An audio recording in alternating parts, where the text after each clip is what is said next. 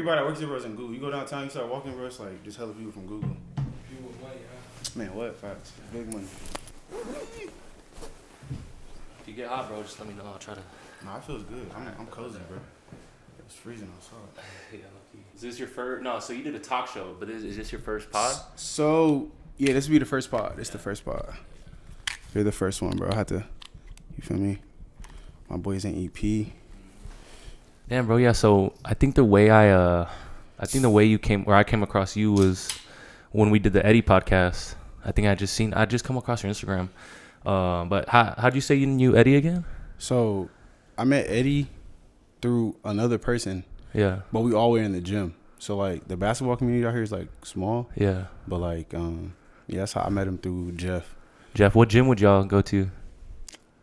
Bro, I ain't gonna lie. I've been to, like, every gym out here. Like open gyms and everything? Yeah, open gym, city leagues. I was playing for the Army team. Yeah. So you go to Andrus, like the Andrus Open Gym and shit too? Yeah, I've been to Andrus. I've messed with Coach Gary Gully's uncle. Yeah. So yeah, I've been there. That was Coach Gully was our one of our assistants our senior year. But yeah, Jeff, they were a little bit older than us, but Jeff, Eddie, I don't know if you know Rashad too. Yeah. What do you look like? He's tall, skinny. Tall, yeah, tall, yeah, lanky. I might. I'll probably. Is the hoop culture, bro? What's the difference between here and like other cities you go to? Like, do you recognize a lot of the people from the other cities, or it's just way too big to like? Because I feel like here, who's like really hooping and like who's in the mix here, but like, what's it like in other cities? Would you say? So like, in other cities, like as far as like Texas or like what are we talking about?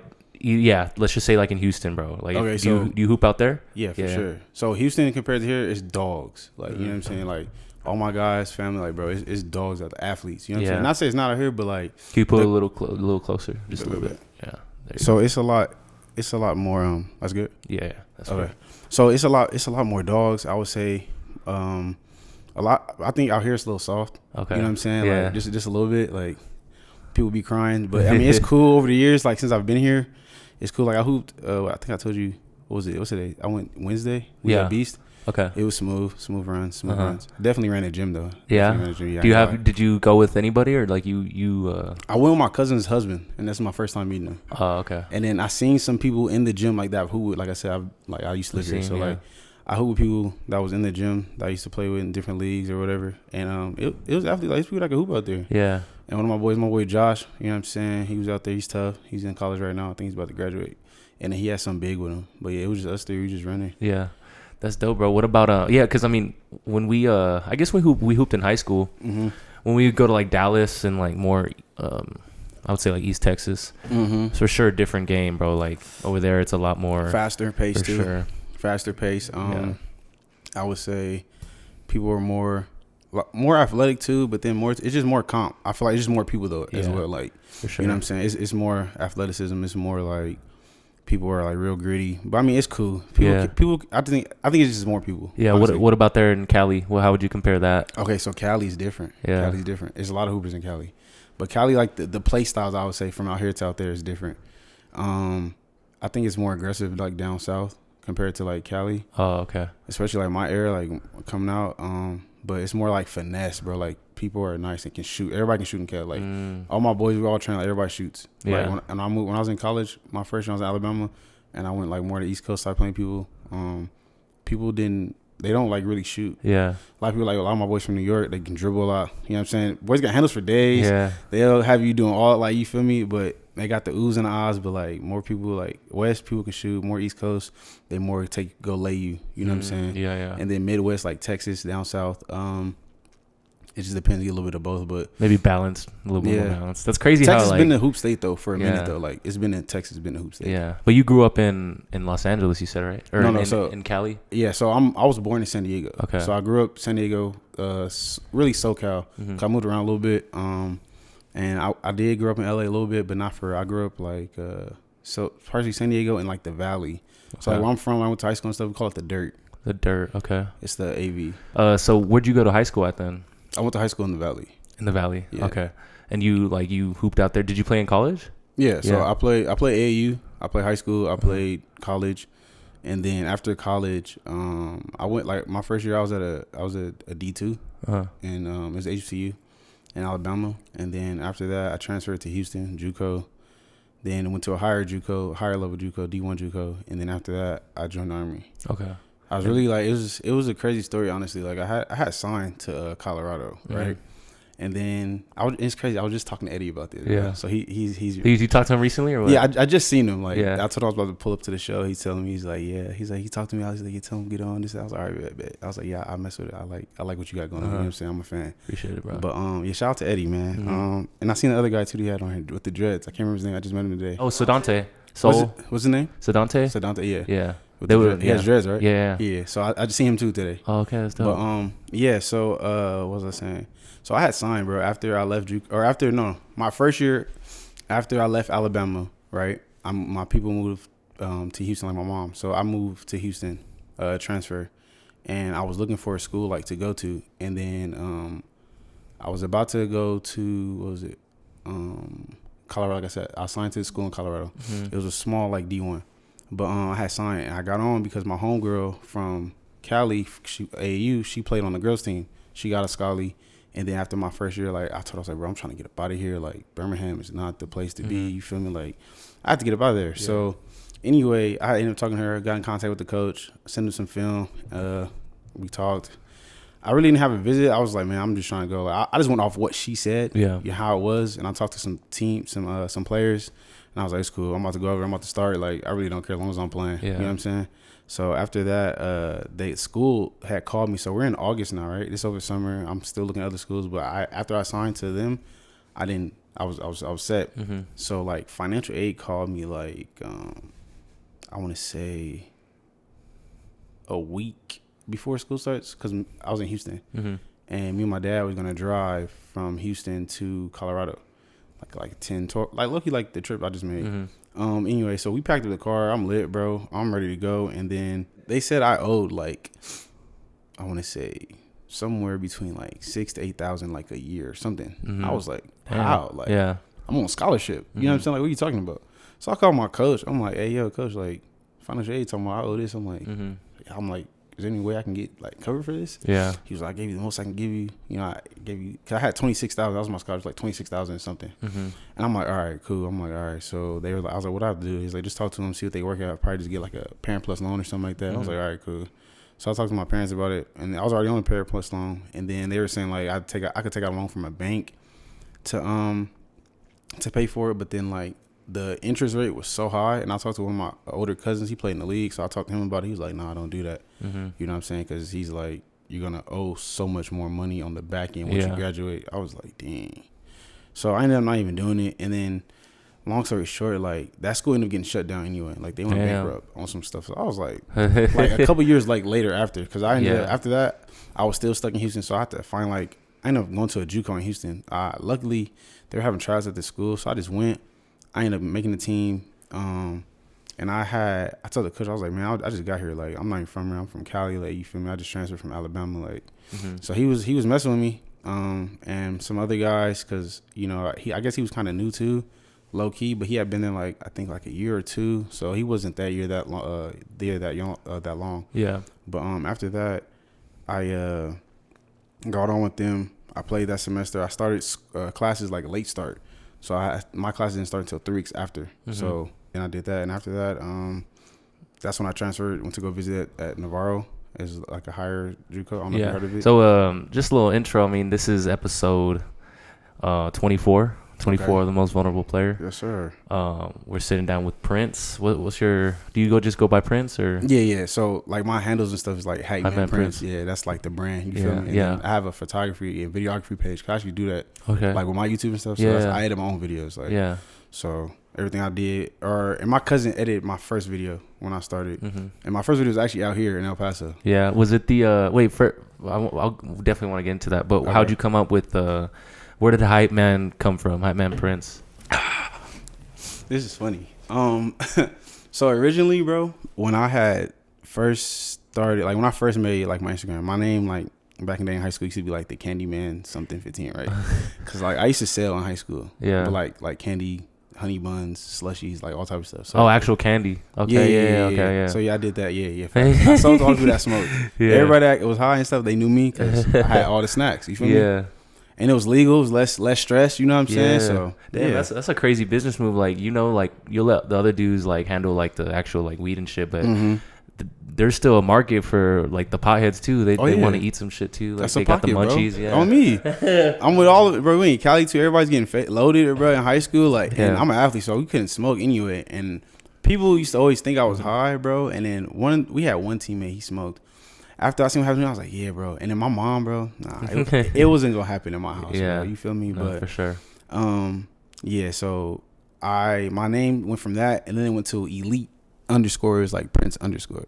Now, if anybody knows that name, bro, they used to know me. Like, Elite me. Prince. Yeah, Elite Prince is like is I don't even remember. I had that name for like a minute. Yeah. I didn't change it to Hype. I'm trying to really think. This is a good question. This is a great question. I want to say it was before 2019 because that's when I started my YouTube channel. I think it was somewhere around JUCO years, like 2017, 2018. Around there, I came up with Hype Man Prince because I went from it was Elite Prince for like the longest, and then after that, I was like, okay, I'm tired of having these underscores and all this. Like, you know what I'm saying? If I ever want to get my blue check, like, I just want to be one name. Yeah. Like, no period, no like nothing. It's hard to find just a one single name, bro. Man, I'm telling you. And once you do, you gotta like write it out because the moment if you switch it for like a couple days or something, like back then, like they didn't have that rule. It had to be like 14 days now. But before, if you switched it, like somebody got it, couldn't use it. So luckily, I was just thinking and like I just try to think like what fits me and what like fits my personality type. You know what I'm saying? And I always feel like I've always been a hype man. Like even when knows me, I've always been like the life of the party, or like people always had me at events. Like in high school, I used to like, of course I played sports, but then also like I would host like different events, like the rallies and stuff. You know, in high school, like like the pep rallies and shit. Yeah. So like the dancing stuff, because I was like a funny guy, like you know what I'm saying. So I have like a sense of humor. People always ask me would ask me to do stuff, and I never had a problem speaking. I'm very like confident, very outgoing, very like extroverted. So kind of. You know what I'm saying? And I can kind of fit in really anywhere. You know what I'm saying? So, so I just came up with Hype Man. I was like, bro, people have called me that. So I was like, I'm just gonna so even when you're hooping, you're like the one that's like, like just I'm high energy, bro. I'm like high energy, like really high energy. Yeah, facts. That's good, bro. So what made you? So how'd you get into YouTube, bro? So from high school, you were kind of just mainly focused on hooping. That was like your thing. Like you wanted to take that as far as possible. Or what did you have in mind, like when you graduated, basically, like for your future? So I'm not gonna lie, bro. I didn't have a plan. Like I just wanted to hoop. That was really like the dream for real. Yeah, still is low key. Yeah, but I mean, put it on the back burner. But that was it. It was hooping. It was literally church, hoops, and that was it. And I was like, that was me, bro. I didn't do nothing. So I didn't really I didn't really care. You know what I'm saying?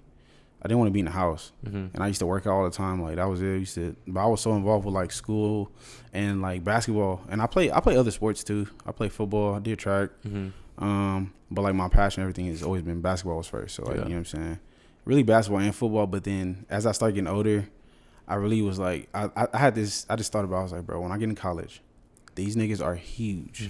You feel me? Like niggas are on steroids. So I'm just like, do I really want to get hit around all the time? Yeah, I got a nice jumper. I'm kind of nice. Like, let me just pick one. And my cousin, he played in the league in football. So like, I used to go to the camps. I started getting better, but like, it just, I don't know. Basketball, I think I played longer. I think I was just naturally better at it. For sure. But the only thing I could think of, like, I just wanted to do, I was always good with business. So I wanted to be like a business major. Yeah. And kind of like own my own type of business. I didn't know what it was at the time because I had a hard time trying to decide on one thing. I felt like I was very versatile, very good at like a lot of different things.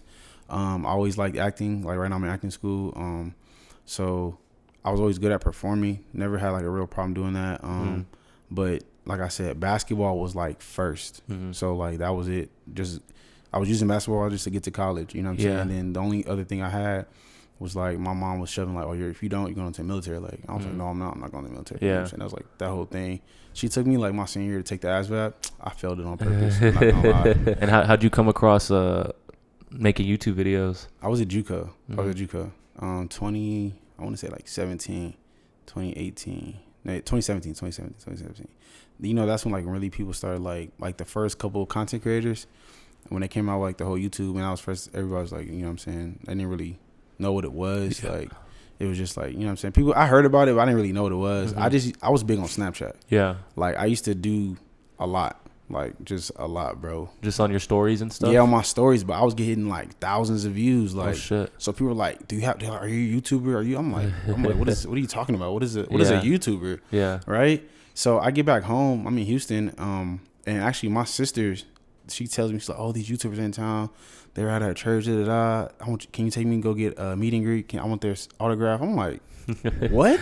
Yeah. I just got back home from school. I'm like, what are you talking about? So I'm like, and at the time, it was still early on in like the content creating. Not facts, but every one of the people. So I don't know. You ever heard of like Chris and Queen? Like back then, that's what it was. Like you know Queen Naja. Have Queen Naja? No, I don't think so. You heard of her? Yeah. Yeah, Clarence. So before she even got with Clarence, you know, she was with Chris or whatever. That whole little episode. But anyway, so I ended up meeting them through my sisters because she wanted me to take them, and then we ended up making it to the mall because they ended up getting kicked out or something for disturbing the peace. But then come Sunday, I go to church and she's at my church. I'm just like, oh, so they were all there like them and some other people that sing. So I ended up meeting them. Everybody was taking pictures, but I didn't know who they was. And then I seen Chris in the gym, like hooping. We was hooping. Mm-hmm. That's how I met a lot of content creators like that too. Like just hooping in the gym. Yeah. Like even some of my friends right now, like we all were like in college hooping, and then we just like I started one. My homie D Paul, he has a channel. He started. Shout out to him. My boy Joel. And like I said, Chris Queen at the time. So I met them, and they were like on that. So I was like, dang. So I started being around them, hanging out, going out. You know what I'm saying? Just being around, like, you know, making friends or whatever. Yeah. Just being around them. And then I was going to join their team before, like, they ended up breaking up and had their whole little escapade. Yeah. So, yeah. But after that, yeah, that's how I got started. And then I didn't know what I wanted to do either. I was like, dang, if I start, what am I going to do? Like, I'm trying to think, I hoop. I seen people doing public interviews, talking to people. And me, like, I'm good with people, right? Yeah. So I wanted to do something like I can interact. So I thought about it. And I just tried to public interview out. Something easy. Because a lot of people doing pranks, doing different things. Like, that was a big thing, pranks. Yeah. But it was kind of hard because I didn't really know anything yet. I learned, like I said, as I went, I learned. So I knew I had to do my intro video. I did my intro video. My cousin recorded it for me at my auntie's house. And that's how I got started. And then, yeah. And then was some of your first videos the public interviews? Yeah. So my first videos, like, that was the easiest thing. Like, that was the only thing I knew I could do. I didn't have to, like, get anybody or get people or, like, try to use some type of, like you know what I'm saying, use a like an object or like I don't know. I didn't need anything besides myself, a camera and a mic. Yeah, for sure. I had it. Mm-hmm. So once I got that, and it's crazy. I could have started a long time ago if I knew what I knew now about like I could have started off my phone, bro. A lot of people don't know. You could literally start. Yeah, especially with the camera, the quality of the phone now, bro. It's insane. Even back then, I had it. So when I was thinking about all this, I remember I had an iPhone 8. Yeah, 8 Plus. I could have used that. Mm-hmm. Like literally, I could have used that, recorded. But I had that, and I had like another phone, so I would use that as like the mic. Okay. And then, like whoever was holding, like I used the camera, and then I would go back and forth. But but then when I came back from Houston, after I got back from like training and stuff, I got stationed out here, right? I went back to Houston, talking with my homies, and I was like, I'm gonna start a YouTube channel, bro. Like people keep talking about it, and I mess with people that do it. Like I was like, I can do exactly what they do, but do what I want to do, and I can pop. You know what I'm saying? So that's where that came from. And then what questions were you asking? What kind of questions were you asking? I ain't gonna lie, I was wild, bro. Yeah. Let me think. The first video I had out here, and I did it out here too. I did it on Cincy, bro. Like, that's like one of the best spots in my opinion, bro. Facts. It's toxic as fuck out there, bro. You get some really good good interactions. Fact. Everybody drunk. And then too, bro, back then, like 2018, 2019, like, bro, El Paso was lit. Like people didn't know it slept on. Like it was lit. But I was like, I think I did drunk truth or dare. And I just made it up, bro. Yeah. We was going out, we was drinking. I was like, I don't know what to do. I was like, you know what? I'm just shoot it there. I was like, I'm gonna do drunk edition because I had like a whole bottle. Like, were you drinking too? Yeah, I was. No, I was drunk. I had a whole, I had a whole bottle of Crown Apple back then. Yeah, that was when. That's all you could do. That's when I first got in the army, bro. We always lit. I used to be drinking. Bro, the army dudes, like, they show out here, bro. Like y'all are deep for sure. Facts, bro. I ain't gonna lie. We popped out. Yeah, facts. The whole company, bro, popped out. Man, we like 10, 12, 20 deep, bro. I swear. So look, we're recording on the you know, Cincy on the strip, right? I have my man's recording the video. Luckily, I had like a light or something, bro. It's like you see me, a light, and I'm in front, and then it's like the whole block of people behind me, like behind the camera. That's everybody that came with me. Damn. Like, so everybody you have came someone with me. holding a light and everything? Oh shit. Yeah, so back then I'm trying to think, but people had their phones out. As soon as like I would get a girl, let's say I get a girl, right? She come up and do an interview. I'm like, hey, I'm about to ask you like these questions, blah blah blah, on YouTube, blah blah blah. So she's like, all right, cool. And be her and friends, bro. People like my homies, they came, they pulled out their phones, they're recording, like, you know what I'm saying, like tagging me on Instagram, Snapchat, like whatever. So, and when people see that, mind you, this is my first, I just got here, right? So nobody out here was doing that. Like I was the only YouTuber here. Yeah. And then, so when people see that like across the street, they looking like, who's like, what's going on? They just see a whole bunch of niggas, a light and a camera. I'm talking to some girls, like, so it was cool. Security was cool. And then I went to, I think it's shut down now. I don't remember the name of it, bro. But right there by, what's the street, bro? What was the black club like on Cincy? Everybody went to across from what's it called, bro? I haven't been here so long. Everybody used to go. It starts with a C. Is it College Dropout? Chino. Okay. No. Okay. Chino. Across from Chino. It was right there, and it's across from College Dropout, bro. So right across the street. With an R. Yeah. You know what I'm talking about? And I think it got shut down. Fuck. And it was right across the street, bro. Yeah, you know Duck? No. One across there. It gets ghetto, right? Yeah. It gets a little ratchet, bro. I ain't gonna lie, it gets a little ratchet. Route 66? No. No. It's right next to Fade and to the left of Fade. Yeah. Yep. Fade is right over there. Crawdaddies? No. No, bro. Hey, yo. Yo, Crawdaddies is there too, bro. It's right at the light. You know where the police hang out, bro? Like, you know where Cheeto's at? The Chino. Okay, you know where Chino's at, right? Yeah, you know how yeah, the police hang out right there. And you know it's a rail. It's a black rail right here. Okay, and then on the edge, it's another one. I don't remember the name of it, bro. Yeah, I'm sure it'll come. Yeah, but It was next to Champagne? Next to Champagne. It's right there, bro. You're naming everything on the block except for. I don't know what you're talking about. I forgot. He used to work right there, bro, too. Yeah, he looks familiar, bro. I think I've seen him before. I'm pretty sure. And I used to be a bouncer, bro. Yeah. Like I worked with Josh and you know Josh, Big Josh. Josh. Oh yeah. Yeah, I used to be. Yeah, him. Yeah, Big Blood. Yeah. So facts. I used to be with him. That's like big bro. The same bar as him because he moved around. He's worked at a lot of bars. So. Nah, facts. Yeah, I feel like Cincy has like a little community, bro. Like if you work on Cincy, I feel like you kind of know, like I know you when you go back Curry, I feel like you kind of say hi to the same people type shit, bro. Yeah, it's a family for sure. And then like even with who's those people out here that do? Dang, I can't really. You know Maine? Okay, you know Maine. Y'all heard of Maine? She GFM. Y'all heard of GFM? Yeah. No, Okay, so like that was like I think the only like black promoters that was out here. So I used to when I started working, like when I got back, I started doing security. I was working with them. Like when I got back from Afghanistan. Yeah. I started doing that a little bit. Damn. So do you were reels a thing when you were like first doing the interviews? No, that wasn't the thing. So you're just posting them on YouTube? Yeah, I was just doing. I would post on YouTube like regular videos, and then I would also post on because back then, 2019 when we go back, I would post on my Instagram and Snapchat. So I post like clips, or what I would do, I would make short like 30-second like a preview video, and then I would just post that on everything. Snapchat, Instagram. I even made some on YouTube, and I would like delete the video later. But yeah, that was it. It was so you're getting some pretty good Twitter. Some pretty good interactions from those. Yeah, bro. A lot of people. I ain't gonna lie. It's surprising. A lot of people was rocking with me, bro. Like my first video, I hit like 1K. Damn. And I had like 100, 200 followers. Yeah. You know what I'm saying? And the thing was, bro. So I had like my little group of people. We called ourselves MHC. You feel me? Most Hated Crew, or no, Mile High Club. That's the name of it. Okay. I didn't make the name. I was added to the group when I got here. But that was my group who I was with. MHC. That was us. We had a handshake and everything, bro. It was legit. You know what I'm saying? So yeah, it was us. We go out to the mall. I did send my second video. I was at Cielo Vista Mall. Did that. What was it?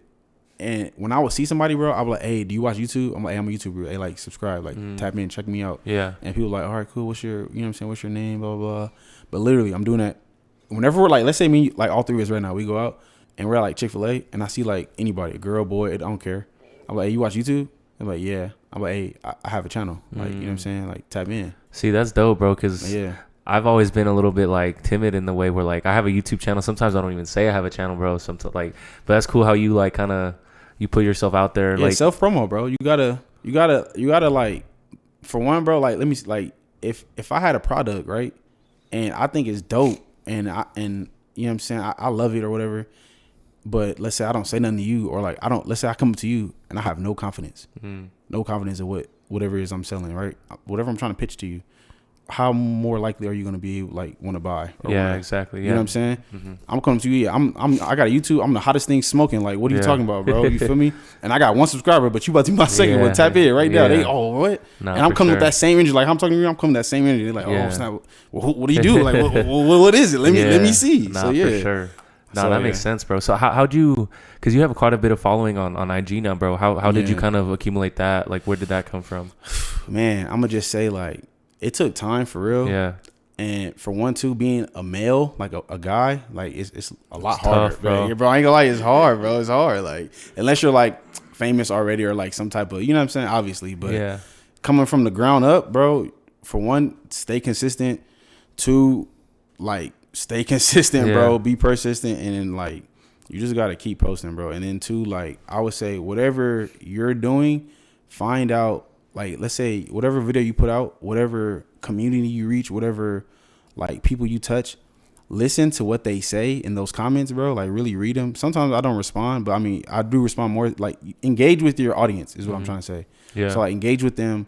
Let's say they want to see you talk about, I don't know, bro, like Hooters versus like Twin Peaks or something. Yeah. Like talk about that. Somebody say in the comments, oh, you do it as a video. And then boom, they're going to be like, oh, he did what I said. Yeah. Like, hey guys, look at this, check this. You know what I'm saying? And then they'll send it to like everybody. Yeah. So like I would try to say like as much as I network, bro, and a lot of times people like don't really like, especially our generation, like right, like shaking like old school. I'm very like old school. I think old school and our generation is very. If you put both of those together, of like the culture of how going about networking, shaking those hands, you know what I'm saying, sitting down face to face and talking to people, like people like, you know what I'm saying, people tap in more as opposed to like, let's say I just sent you a link on the, you know what I'm saying, on the gram. We never really talked on the phone. Like, you know what I'm saying? Like, let's say me and you right now, we didn't talk on the phone. We just texting. Yeah. You know what I'm saying? I would feel like a little like, you know what I'm saying? My phone calls more like, more secure, more comfortable. I didn't have a conversation with him. I didn't met this man and seen him in person, shook his hand. I know this, that, you know what I'm saying? Yeah, for sure. So you utilize like kind of more like old school principles, but the fact that we have this social media now, it's like, it's even more powerful because you could just reach that much more people, right? Yeah, that's dope. So like, what would you say is like, what is like, because obviously consistency is everything. But as far as like the type of content you want to do, does it matter for like a dude or like I say dude because it is harder to like grow I feel like as a male. Nah, like, it is. Why do you think that is? Sex sales. Sex sales. Niggas is horny. Yeah, true. Sex sales, niggas is horny, bro. Like, yeah. At the end of the day, like, think about it, bro. Like, as much as power as women have, bro, at the end of the day, they wouldn't do nothing we wouldn't praise. Yeah. You know what I'm saying? Like, think about it. If I'm not putting my time, my money, and energy into this, whatever this girl's doing. Yeah, no, for sure. Why would she keep doing it? No, that's true. You know what I'm saying? Now, granted, she has a mind of her own, but I'm just saying, like, if us as men, if we're not like praising that or like reinforcing it, you know, like, you know what I'm saying, it's not gonna go anywhere because nobody's gonna support it. So it's like, but yeah, I think that's why that's a big reason I would say right there. And then two, like, yeah, that's really it, bro. I think that's the only thing for that. And then as a male, like, for men, like, if you're a male, like, if you're not funny, somewhat attractive, have some type of like whatever your niche is, I would say it's gonna be a lot harder for you. You have to do something interesting, or like it would be more so like men support men. Like you have to do something that men will support, because you think about it, a woman. And that's the other thing too. Like women, bro, they support the heck out of women, bro. Like a girl, you'll see she does cosmetology, she doing lashes, bro. I see like 20 of her homegirls posting her life. I'm like, dang. Yeah, and the comment section is like crazy, bro. Comments go dumb. Like, bro, female, she got like 300 followers, bro. She got 1,000. I'm like, how? Like, what the? You feel me? How does that happen? But no cap. I think that's a big reason. And then two, like for us men, bro, men are very prideful, bro. I was just thinking that's that, something bro, like women don't even have for. That's really a man thing. Like, but women are competitive as well, though. They are, but they're sneaky, bro. They're real like low key. You know what I'm saying? Like, like it's competitive, but like they're not real confrontational type. Yeah. You know what I'm saying? It's more like, okay, I'm gonna play nice right now today, but I'm gonna do something to like fuck you up the next time or something. You know what I'm saying? Like For sure. us, like if we're gonna go at it, bro, we're going at it right Yeah. now, and it's Yeah. that's just what it is. It's up there and it's stuck. Like For sure. it's not like this back and forth. Some people do, but typically not. Yeah. And I feel like maybe with dudes, like, I think for sure, like, we support each other, but it's definitely more a little bit ego involved. Like, if we've never met and like you're not really like that cool, it's not like you're just not gonna randomly comment on some dudes, like, unless you guys have interacted before. I feel like, yeah. Because then people are like, well, it's the first thing to say, oh, why you on this dick? Get off his dick. Get off his dick. Like, nah, bro, chill out. I'm not. It's not even like that. You feel me? And then a lot of times too, like, men are childish, bro. We're childish. I ain't gonna lie. We're childish, bro. Women, I feel like it just depends. Like they just have that. I would say they have that more down pack as far as like supporting. I think nowadays, I think it's more open. Like, men, we more open to, like, you know what I'm saying? Yeah. Be more like cool. Cause how I look at it now, bro, what I see in the streets for real, or like whenever I go out and I hear stuff, especially when I was doing security, bro, I was breaking up a lot of female fights. Like niggas wasn't even fighting no more. Yeah. Guys come in there, everybody cooling, they smoking, chilling, drinking. Females are, nah, this my nigga. I was with this. I'm like, yo, what's going on? You think it was always like that, or you think it's a modern society? Nah, it's a new age, bro. Yeah. It's a new age nowadays, bro. Roles have definitely reversed.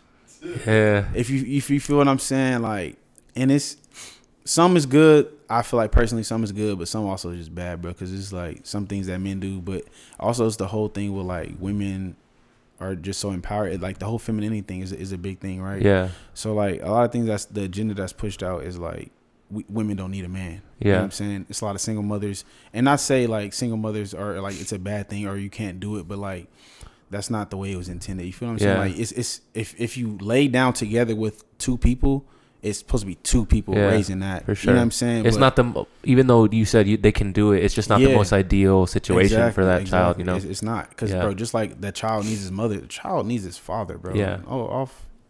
He needs a father, bro. Even if the mother and father aren't together, still need a daddy, bro. No, for sure. Still need a daddy, bro.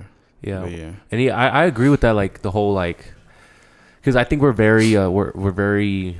Like a lot more independent nowadays. Yeah, facts. Both men and women. Inflation's crazy. Yeah, for sure. Yo, inflation's crazy, bro. Nah, for real. But I think we're independent. But even though that in some ways that is good as far as like, I guess, achieving, like, just being more focused on what we're doing, just trying to build stuff. But at the same time, bro, like, you get to a point, I feel like a certain age where if you're not with somebody, if you're not settling down, like, you can't tell me that's not gonna, you're gonna feel a little bit empty if you haven't really established, like, how many really happy people do you know, like, at 45 or 50 that are like single, no kids, bro? I mean, maybe, but like at the same time, like do you think that they're really fulfilled in that? Or like, do you know anybody? Like, I'm sure there's some, but like for the most part, bro, I would think that that's just kind of natural evolution of a human, no? Just having someone. Yeah, I think that's the natural like order, bro. Like even with animals, you feel me? The wildlife, they have families, they multiply. You know what I'm saying? So like with us, like humans, we're never meant to be alone, bro. Nobody's meant to be alone. I don't care what you say. Like, nobody's meant to be alone for the rest of their life. Like no matter how much work you do, no matter how much you're involved in your community, like, bro, when you go home, people want to go home to love. People want to go home to peace. You know what I'm saying? Go around, like, it's good for your mental health too as well, bro. Even life, like, even in the army, bro, we don't do anything by ourselves. We go in pairs, like, you know what I'm saying? When you're in the battlefield, you have a battle buddy. You know what I'm saying? You're in Afghanistan, like, overseas, like, you're deployed in a hazardous area, you have a battle buddy. Like, there's always a pair, bro. Nobody's meant to like just be by yourself. Now, I'm not gonna say you can't do it. Like I said, anything's possible, bro. 2024, Happy New Year. Anything's possible, bro. But I don't think, no, we're not intending. I think everybody should have somebody. You know what I'm saying? Now, mind you, somebody dies. You know what I'm saying? Natural causes. But yeah, I think people do better too with having a supportive partner or spouse or something. You know what I'm saying? Like, because then at the same time, like, you can't be with your mommy and daddy forever. Yeah, you get what I'm saying? You gotta leave the nest at some time. For sure. Some point, you know what I'm saying? Or your parents, they're gonna get old and die once at some point. You see what I'm saying? So like, even if you did stay at home, like, you're gonna need somebody, some type of companion. For sure. You know what I'm saying? Do you have that somebody right now? Hit me with a good question. I have somebody. I'll say I do have somebody. Yeah, I have somebody. Yeah, I have somebody. It's cool. It's really new. Yeah, you know what I'm saying? Especially like this year, I'm really like I like it. I like it so far. You feel me? Yeah. That's So, good. I do have somebody. Yeah. Yeah. Now, Nah, I was just curious, but how do you feel like dating? Even though like you do like have somebody right now, but when you were dating, how do you feel like it changed? Or like, what are maybe some obstacles you had seen as far as like dating nowadays? Or what do you think, like, as a society? Now, mind you, I'm still changed? like fresh in the dating pool. Yeah, so yeah, like, yeah. I'm not like, so okay. It's like not official, but it's Yeah, like, okay. You know what I'm saying? Not yet, but it's not. It's only just because of the time. Like, Yeah, just, I feel you. Yeah, yeah. we're still like getting to Yeah, know each other for sure. You know what I'm saying? But I have like it's somebody there. But Yeah. anyway, you said what I think the difference is, Or just like, well, as a society, like, how do you feel like dating has changed in today's society, like from like with social media and just what makes it hard? Because I mean, I think a lot of people struggle. Facts. So social media for one, that's the big thing. Like social media, people like how it is nowadays. People put too much in social media. Like social media is just what it's entertainment, bro. It's literally entertainment. Depending on what you do on social media, it can be a business. It can be a way to market your business network, and especially now, like you kind of need it low key, and that's the way we get our news across. Like I don't read the newspaper, bro. I barely watch TV.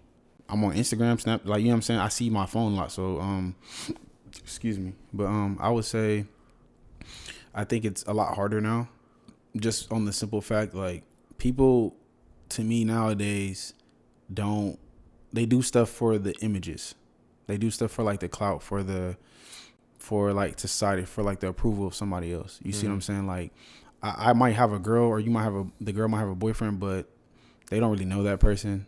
They just tell, oh yeah, I got a man. Oh yeah, I got a girl. You know what I'm saying? I got this, I got that. But whole time you got like 4 or 5, 6 side hoes. You know what I'm saying? Girls included. Like I got a man to do this, that, and the third. But then it's like you go home to your dude, or you go home to your woman, and you just not even talking. Y'all just on your phones. Y'all just going through the motion. Y'all really like roommates, like dry roommates, and just having sex, making babies with somebody you don't know. Yeah.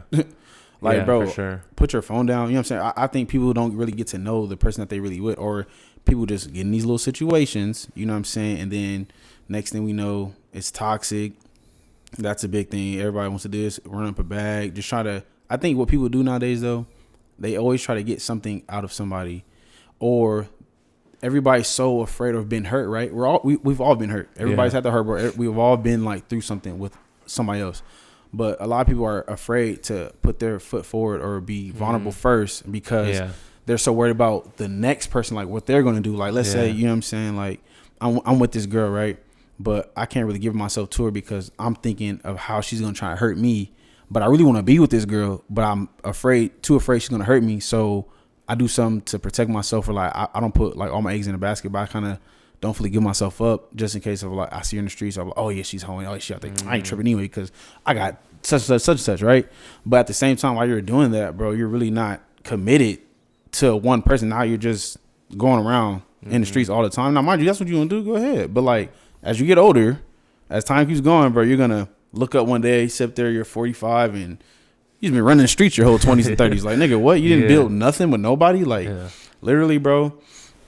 I think that's the biggest problem. That's right there. deep, bro. That's the biggest problem. That's what. And everybody's afraid. Like, bro, you can't be afraid. Like, don't get me wrong, bro. We all been hurt. Like, you're gonna get hurt, bro. If people stop trying to be afraid, like, oh, I've been hurt. This happened. Okay, that's that one person, bro. It's so many people in the world. Now, don't get me wrong.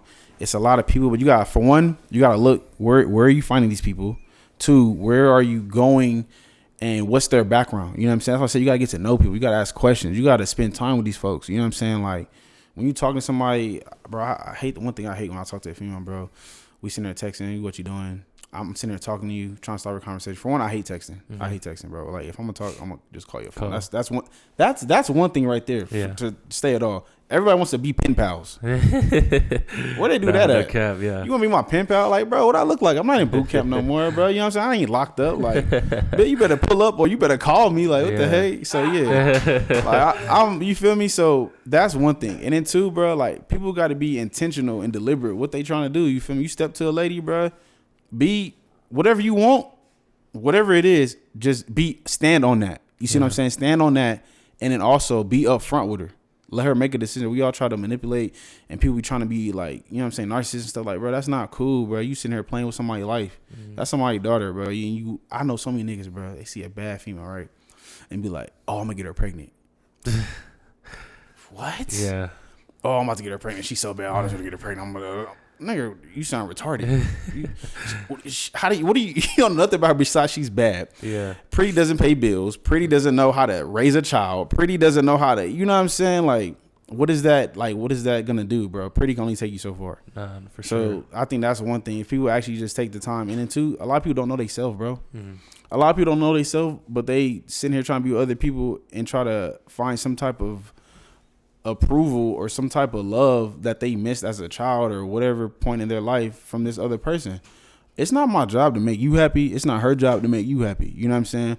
We both are happy, or we both are healed and be peaceful, and we bring that together, and then we coexist, and then we create something new out of our happiness and whatever we got going on in each other's lives. You see what I'm saying? So that's one thing. Like, that's a big thing right there, bro. A lot of people don't love themselves. A lot of people are hurt out here, you know what I'm saying, to get healed. And we all do, you know what I'm saying, take care of your mental health for that, for one. So I think the more you work on yourself, the better things will come that you attract. Yeah. You see what I'm saying? For sure. So instead of going out chasing women or chasing like money, find some purpose with your life. Find out what you like to do. And then as you going in, stepping in your purpose, you're going to naturally attract and find what you need in your life, and God's going to provide that. You know what I'm saying? So, yeah. Yeah. Damn. Yeah, my bad. I dropped a lot of Nah, that was yeah, crazy. Fault, bro. Yeah, for sure. I definitely agree, bro, with that's kind of what I've experienced with a lot of who I've talked to is like a lot of the, like, everybody like has some trauma, bro. And you can almost kind of sense it, bro. You can almost tell just the way certain people move with you, especially if you've seen that in a lot of people. Yeah, but I mean, I could sit here and say too, it's changed the way I move sometimes. But I think the thing is just being aware of that. Like, you notice yourself kind of falling into that pattern of behavior, right? Yeah. Of you like kind of shielding yourself. You just have to remind yourself, like, bro, what is that going to get me, right? What if I don't actually just put myself out there, like, fully open my heart up? And like you said, bro, you might get hurt, but like there's so many people out there that are different. Yeah. And it builds up, and bro, also it builds up like a, I ain't gonna lie, bro, putting like, especially me, bro, I'm not scared to get cut. I done been cut so many times. And you gotta be a strong person. You see what I'm saying? Yeah. And you gotta be mentally like tough. And then also like, bro, you go out there enough, bro, you gonna have some confidence. I'm gonna tell you that right now. You gonna build up some character. Yeah. You know what I'm saying? You gonna find out stuff about yourself. Like, dang, I didn't know I could do that. I didn't know I could. You know, you didn't stepped out, start walking on your own. You running now, going up to girls, talking to them. They shut you down. So what? Move to the next. Like, ooh, swoop. Have you always been like that? Like, kind of. I mean, obviously, probably been confident, but just being able to go up to really anybody and just talk to them. Yeah. Even when I was little, like, even when I was just some regular stuff, my mom tell me, like, so my sister had cancer, right? So we used to go to like these different events or whatever, and I would meet like a lot of people that are like famous, like actors, celebrities, and I didn't shook these people's hands. And whatever event, it's called, like, it was back in Cali, so it's like called Relay for Life. And so Relay for Life is like for pediatrics, like with any cancer, like survivors and patients' families, anyone that had cancer with their child. It's like a community, per se. So anyway, and it's called Make a Wish. That's called Make a Wish Foundation. Relay for Life is like an event, but same thing, two foundations. So what about to say? So yeah, when I was little, bro, like I said, I grew up in church when I was a lot younger, so I dealt with people, and then my mom, I used to travel a lot, but I was always very like outgoing, but also too, I was very like by myself, like, you know what I'm saying, being a first child. My mom said like I was one of the kids, like let's say she's teaching a classroom because she's a teacher. I'll be sitting over there, right? Let's say she working like right now. I'll be sitting over there. I'll be playing by myself, cooling. Like, don't get me wrong. Much as I like people, bro, I like a lot of alone time, bro. I need my own, because, bro, being around people, bro, is very draining. Yeah. And for a person like me, like my type of energy that I bring, bro, like people suck me dry. I have to learn that, bro. I have to learn how to be a little bit more reserved. You know what I'm saying? Like, all right, stop being so like accessible to people. Yeah. But yeah, for sure, bro. I grew up. I was very just myself. I really didn't care what people thought. It was a certain time when I was younger. I used to care. I used to react all the time, right? So let's say somebody do something to me, I used to react. I just don't think. I just react. And people used to like tease me or mess with me because they know they can get a reaction out of me, right?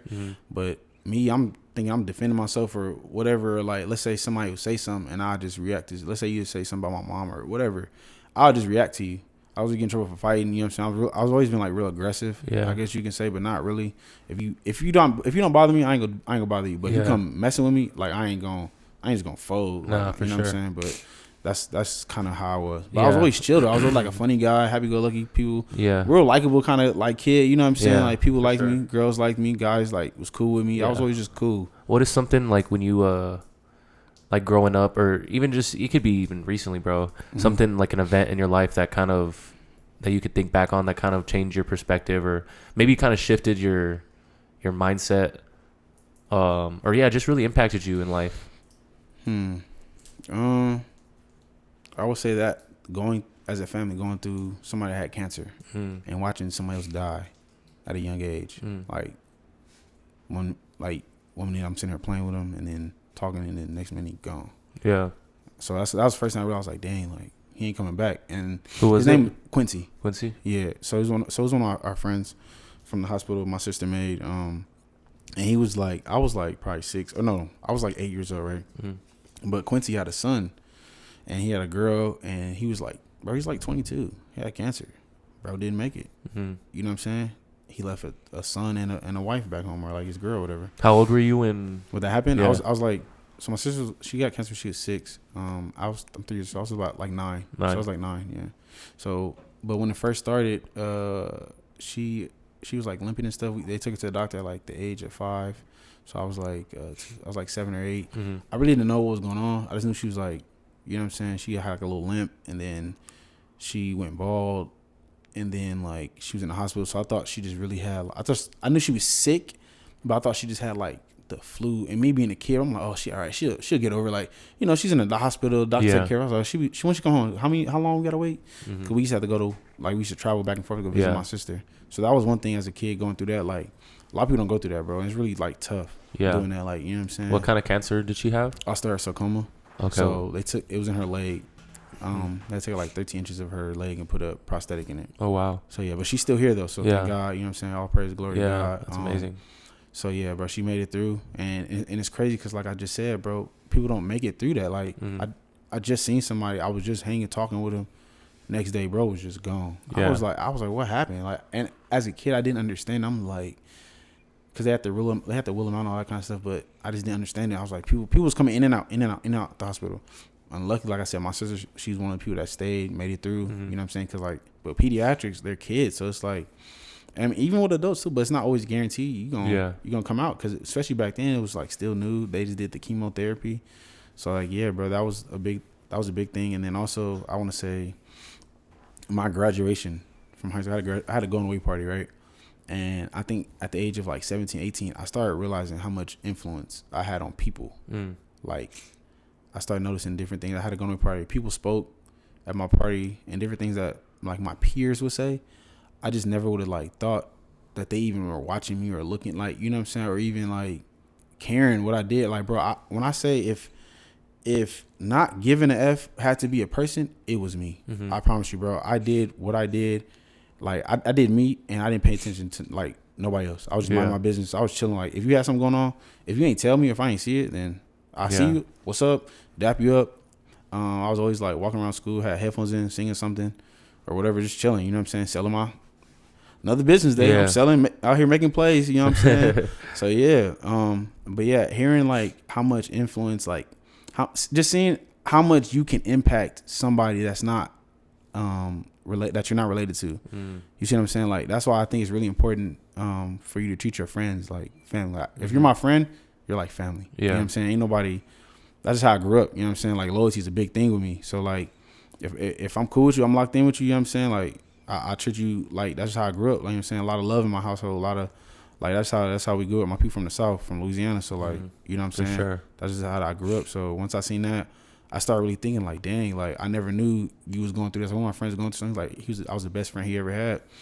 And you know what I'm saying? Growing up, like when I first met him my freshman year, he tried to fight me. Like, he tried to jump me, right? He was like a big crip or whatever, you know what I'm saying? So he was like a bully, right? So he used to bully people. But he tried to bully me, but I wasn't going. Yeah. Right. Now, mind you, like I be chilling, like I said, but people be trying me because they think I'm sweet because I'm always chill, don't really say too much, or always laughing. You know what I'm saying? Think something's a joke, but nah. But anyway, so yeah, that happened.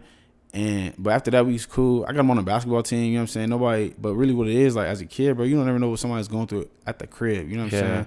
You don't ever know, like, what type of love somebody's not getting. You see what I'm saying? So, me being who I was, like, I treated my friends with love. I never switched up. Even now, I know some of my friends, we just made, like, 10 plus years almost from high school, from graduating. So, it's like, and I'm still me. I'm always good, but I'm always good with like reaching out. You know what I'm saying? I've never been afraid to put my foot first or like go out, you know what I'm saying? Go out my way to do something for somebody else. Like, let's say you my bro, right? Me and you went to school together, whatever. You know what I'm saying? You might not hit me up, you might not text me back. I'm gonna just call you, or I see you, like, hey bro, you good? Like, what's up? You know what I'm saying? But every time I see you, it's the same. Like, even you didn't text me back, you ain't said nothing. I still. Like, you ain't did me wrong, so, like, I ain't got no smoke with you. You feel me? So, I just feel like with me, a lot of people that's real, bro. Especially nowadays. Like, I kind of found that, like, with my friends, like, just on the same subject, like, sometimes we just don't get back to each other, but it's not even, like, it's just, like, it's not really that even a big deal. Like, yeah, you could be like, damn, you didn't hit me up, but, like, it's really just, like, they might be going through something at that moment, and it's like I'll still check up on them, but it's like it's never anything like personal, you know? Yeah, bro. A lot of times it's not, and I learned that, like, bro, I don't. That's the thing though. People always want to hold a grudge or like try to take, like, bro, I don't know what you got going on, right?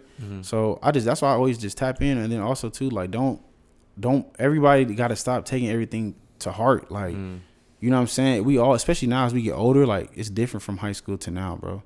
Like, you got to figure out how to live out here, how to survive. Everybody's not at home with their parents. We don't have to go to school no more. You see what I'm saying? You got to go to work. You got to figure out how to make bread. If you got kids, you got to somebody feed. If you got a shorty and y'all live together, or you got a wife, like, you know what I'm saying? You got to, especially as a man too, bro, like, what? I don't have time to sit here and hold hands with you. Yeah. So when I hit you, like, that's why my friends that I still do have, bro, when I hit them, we back to wherever we picked up, left off on. And then we just update each other, and then we go about our business. You know what I'm saying? I feel like, especially as men, bro, I feel like women do that more. Like, they talk every day. Like, I have a lot of sisters, so I grew up around women. So I realized, like, women do a lot of that, like, kind of hold hands and, you know what I'm saying, do all the sentimental stuff. I mean, it's cool. You know what I'm saying? Like, I like that stuff, too. It's enjoyable. You know what I'm saying? It makes life a little better, but as a man, I don't have time to sit here and do all that all the time. Like, bro, I can't. I gotta make plays. You know what I'm saying? I gotta make some shape. And then me being the oldest in my household, I was really like the third parent in there. Like, I raised my sisters, especially my baby sister. Like, yeah, bro. So I had to. You very protective of them. Yeah. So, like, I'm protective, but yeah, I ain't gonna lie, I am. Yeah. Shit. But I'm like, like, the thing with me, bro. I'm a realist. You feel me? I'm a realist. I'm very genuine, and so, like, I gotta think real critical. Bless you. Nah, you good. Damn. I ain't gonna lie, through the headphones, sound like so. I was like, whoa, something outside? Hello. But so yeah, bro. I think dang, what was I saying? Oh, you're a realist. Oh yeah. So yeah, I'm a realist, bro. I think I seize opportunities when I see them, bro. Like even for this, for example, bro, using El Paso, I was like, oh, I gotta slide back through. Let me hit up bro up and see. And we was talking like even that. When I was going through whatever, like, I seen celebrities that I met when I was at a young age, and for some reason, bro, ever since I was little, like, back to every time I see the TV, I have the lines down packed, right? I watch it every time, or like whatever show it is, whatever it is, and I'm just thinking, like, even when I was like, bro, I can do that. I always thought about, like, I'm looking at these people, I was like, why I can't be on TV? I want to see myself on TV. Yeah. I just start doing stuff. That's why I was gonna get into that. Like, is that how you kind of got into acting, bro? Like, yeah. So back when I was like a kid growing up, I would say I think, and I didn't realize until I heard this from one of my uncles. It was me and Big Bro, but he passed away back at my home church when I grew up. Anyway, he said, like, me and this other guy were like probably some of the best, like, natural performance he's seen, right? Yeah. So, like, performers in what aspect? Like, just talking, just like performing, like, so, like, just performing, bro. Like, anything that inquires, like, being on the mic in front of lights, stage, camera, action, like, you know, some people, like, not saying anybody can't do it, but, like, some people are just more natural. For sure. At it, less shy, less, like, you know, they know how to work their way around a camera.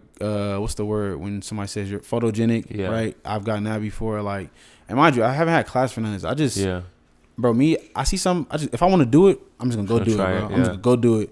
Whether if I fail or not, bro, just go do it. That's one thing I think that was installed in me growing up is like, I had to always believe in myself. And I think me being the oldest and then the only boy low key in the house, like, I didn't have a big brother. I didn't have a big sister. Like, I do have big sisters, but I didn't grow up with them, like, in my childhood. So, like, at the house, bro, let's say something happened with my sister, something happened with me, bro.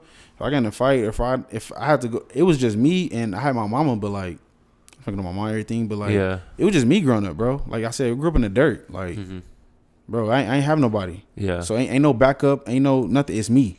So, whatever I had to do, I had to figure it out. You feel me? So, I didn't have time to sit here and be scared of what the next person gonna think, bro. It's either you or me type. And I got 2 little sisters at home, bro. I gotta protect them. I gotta walk, you know what I'm saying? Yeah.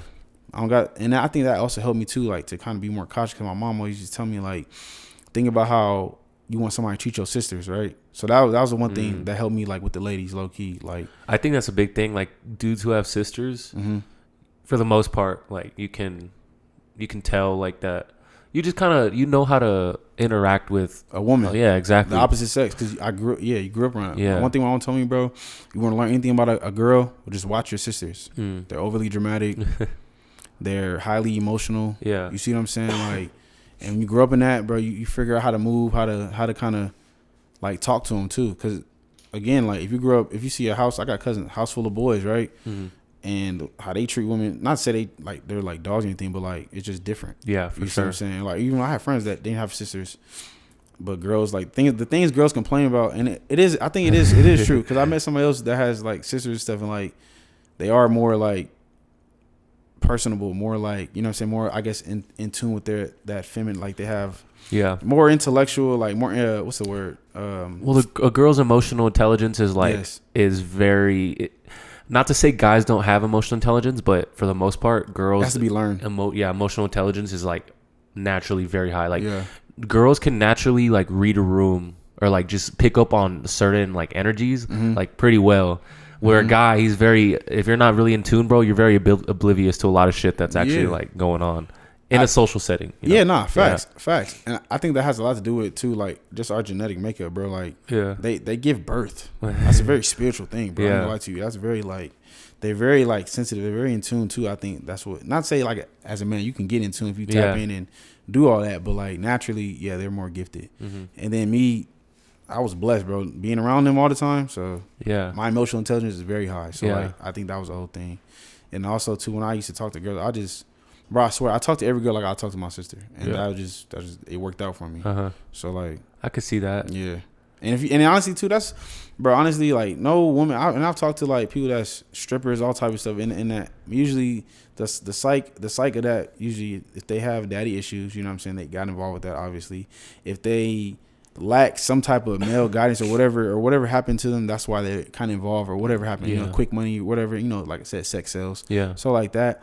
But, like, most women, bro, they don't want to be, like, sexualized like that, bro. You know what I'm saying? Like I said, niggas is horny. Yeah. So, like, people don't know how to, like, a lot of men don't know how to control themselves. So it's like, that's why you got all these different things that be, you know what I'm saying, going on or whatever. Yeah. But if you ever, like, talk to these people that's in, like, the nightlife, or, like, if you've been around it, like, kind of sit down, like, have, like, an interview with them or whatever, just talk to them. I've talked to people, did some interview, they just told me, like, you know what I'm saying, they only doing this because it's like a last resort, like a last option, bro. Nobody wants to be sexualized all the time, bro. They want to be loved too. Like, they're still humans, bro. They're not like sex robots. You see what I'm saying? Like, and also a lot of it is, like, because of social media, we really only see a very small percentage of people, and we think that's, like, like, we overgeneralize like crazy, you know, man. And we're only seeing at, like, the really clouded up girls who, like, that's what they do, you know. But, like, a lot of them, like, just average normal girls that are really, like, they don't want to be like that, you know. They won't treat it like that, you know. They don't. They want to, bro. The girls live in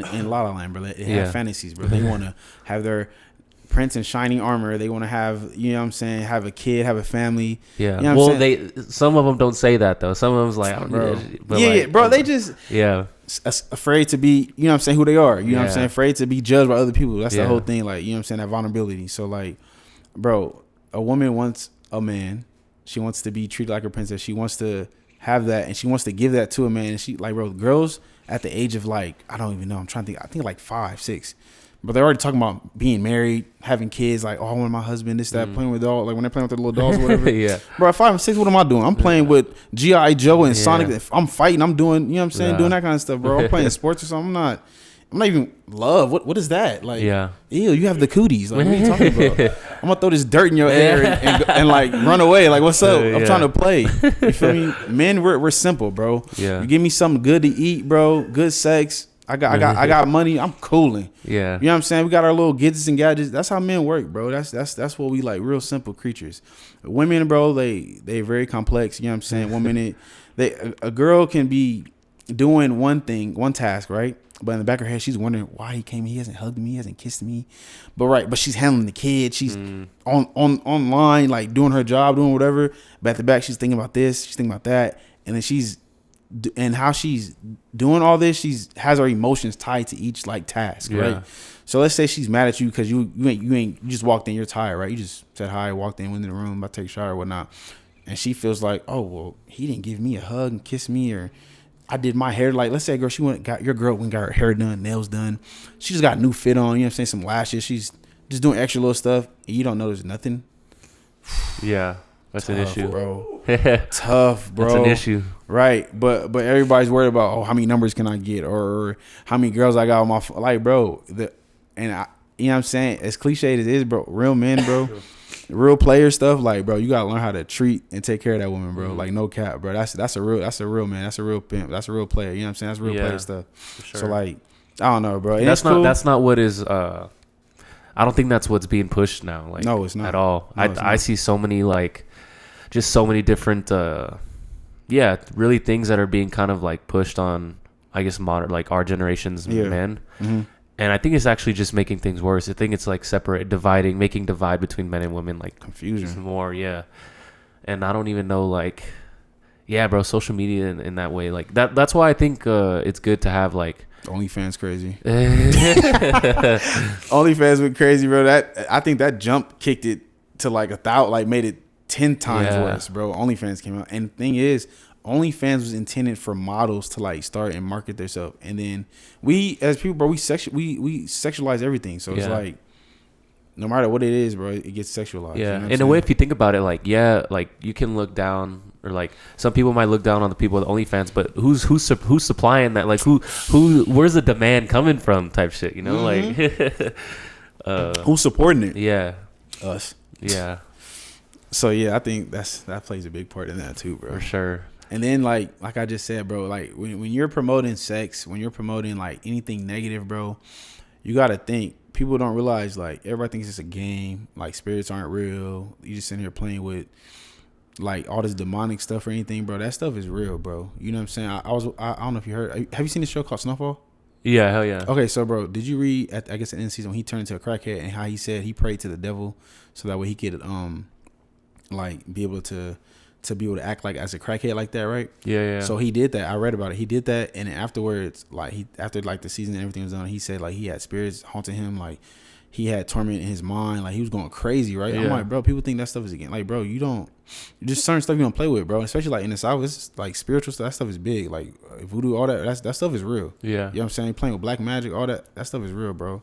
So like, I think what people need to start doing, for one, is we don't spread enough love. You know what I'm saying? Think about what people like, the culture, bro, right? Everybody's rapping about is like scamming, getting bread, effing somebody over, trying to step on the next man to get ahead, when really in reality we should be grabbing the next man and taking both of us to get ahead. Mm-hmm. Because like, for one, to raise a child, bro, it takes a village to raise a child, right?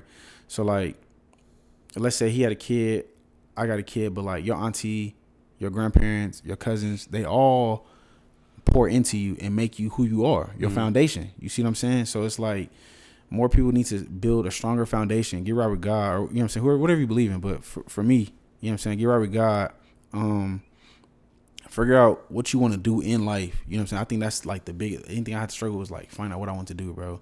Especially high school, you getting college pushed down your throat. Oh, you gotta go to college, you gotta do this, you gotta do that. It's like, it's all a business too at one point. After it's all an agenda. Somebody made the curriculum. Somebody made like like everything that we're learning, somebody pushed it out. You know what I'm saying? And then half the time they taking out history and not even letting us know what's really going on. So that's been going on for like every generation that has that. Every generation. But more people need to just worry about, like I said, find out what makes you happy, finding out what you do, you know what I'm saying, how you can spread love and how you can be a blessing to somebody else, bro. Then you see what I'm saying? Because the more you help somebody else out, they gonna remember that. They gonna take that token of love that you just gave them and then pass it on instead of repeating this cycle of hate and jealousy and like, you know what I'm saying? Like, I'm hating on you because you got a podcast and I do YouTube too, but nah, you invited me to come on. I ain't gonna do your podcast because I'm trying to make it. I want to be number one. I want, like, bro, you ain't gonna make it. You know what I'm saying? Yeah. You can only make it so far alone, but you can make it so much further with a team. Yeah. You see what I'm saying? For sure. It's like that with any dynamics, anything, bro. It takes, like I said, it takes a village to raise somebody. So it's like, never forget your village, bro. For sure. I think I think especially when you first start, like, it's kind of hard to really realize that. I think for a lot of people, but as soon as you start like just kind of supporting other people and just making sure that like just showing love, just kind of helping people in their own whatever they're doing, like for some reason like it really just comes back around, bro. It does, like you don't have to, it doesn't have to be a selfish thing, bro, like, but it's really just because you know that it's just you're making a positive impact at the end of the day. I think that's the best way. How do you feel like faith, because you said you basically grew up in the church, right? Yeah. How do you feel like that has kind of impacted your life, and how do you think it could be beneficial to someone like who's going through like mental health issues? I would say for one, it lets you know like you're not by yourself. You see what I'm saying? God is always with us. You know what I'm saying? Jesus, he's always there. And for me, like I got started when I was at a young age, right? So you just go to church, you do whatever your parents tell you, no matter what faith it is, right? So you grow up in that, and then as you get older and start to live life, like a lot of things when I was in church, bro, and like pastors, preachers, whoever's speaking, like it didn't really apply to me. You know what I'm saying? I'm a kid. I'm just going through. Even as I got in high school, I wasn't working for real. Like, I mean, I did what I did at school, so I'm making money, but like I wasn't in the real world yet. So like a lot of stuff they would say, I couldn't apply it. Now I did understand I understood the concept, right? The concept of whatever they're teaching about, like hope, faith. You know, you don't do evil to somebody. You know what I'm saying? You help the next person, that kind of thing. That's simple. That's elementary. You know what I'm saying? So I got that. But as I start getting older, you know, I start dealing with women, start dealing with jobs, start dealing with, you know, the real like pressures of life. Like, I think it helps give you something to look forward to, gives you something not to be all in your own depression or not to keep, because like misery loves company, right? So like the more I'm down, let's say I am depressed or my mental health is not going according to plan, like God, there's a way that God can reach out to you and like that nobody else can. Like there's so many different testimonies, so many different stories of people saying how God came to them in a dream. Somebody used God used somebody to come speak to them. Like it's like sometimes somebody might come to you randomly, right? Or somebody might come to you, whatever you're going through. Let's say you just need it, whatever you might have needed, and a stranger you don't even know, bro, come up to you and just bless you with whatever you just needed. That's God. That's like just certain things, how certain things work out. Like, bro, has that happened to you? Like, have you had experiences like that? Yeah. I didn't realize it though until after the fact. So like going through it, I would say God for sure protected me in Afghanistan, protected me when I was out in the streets.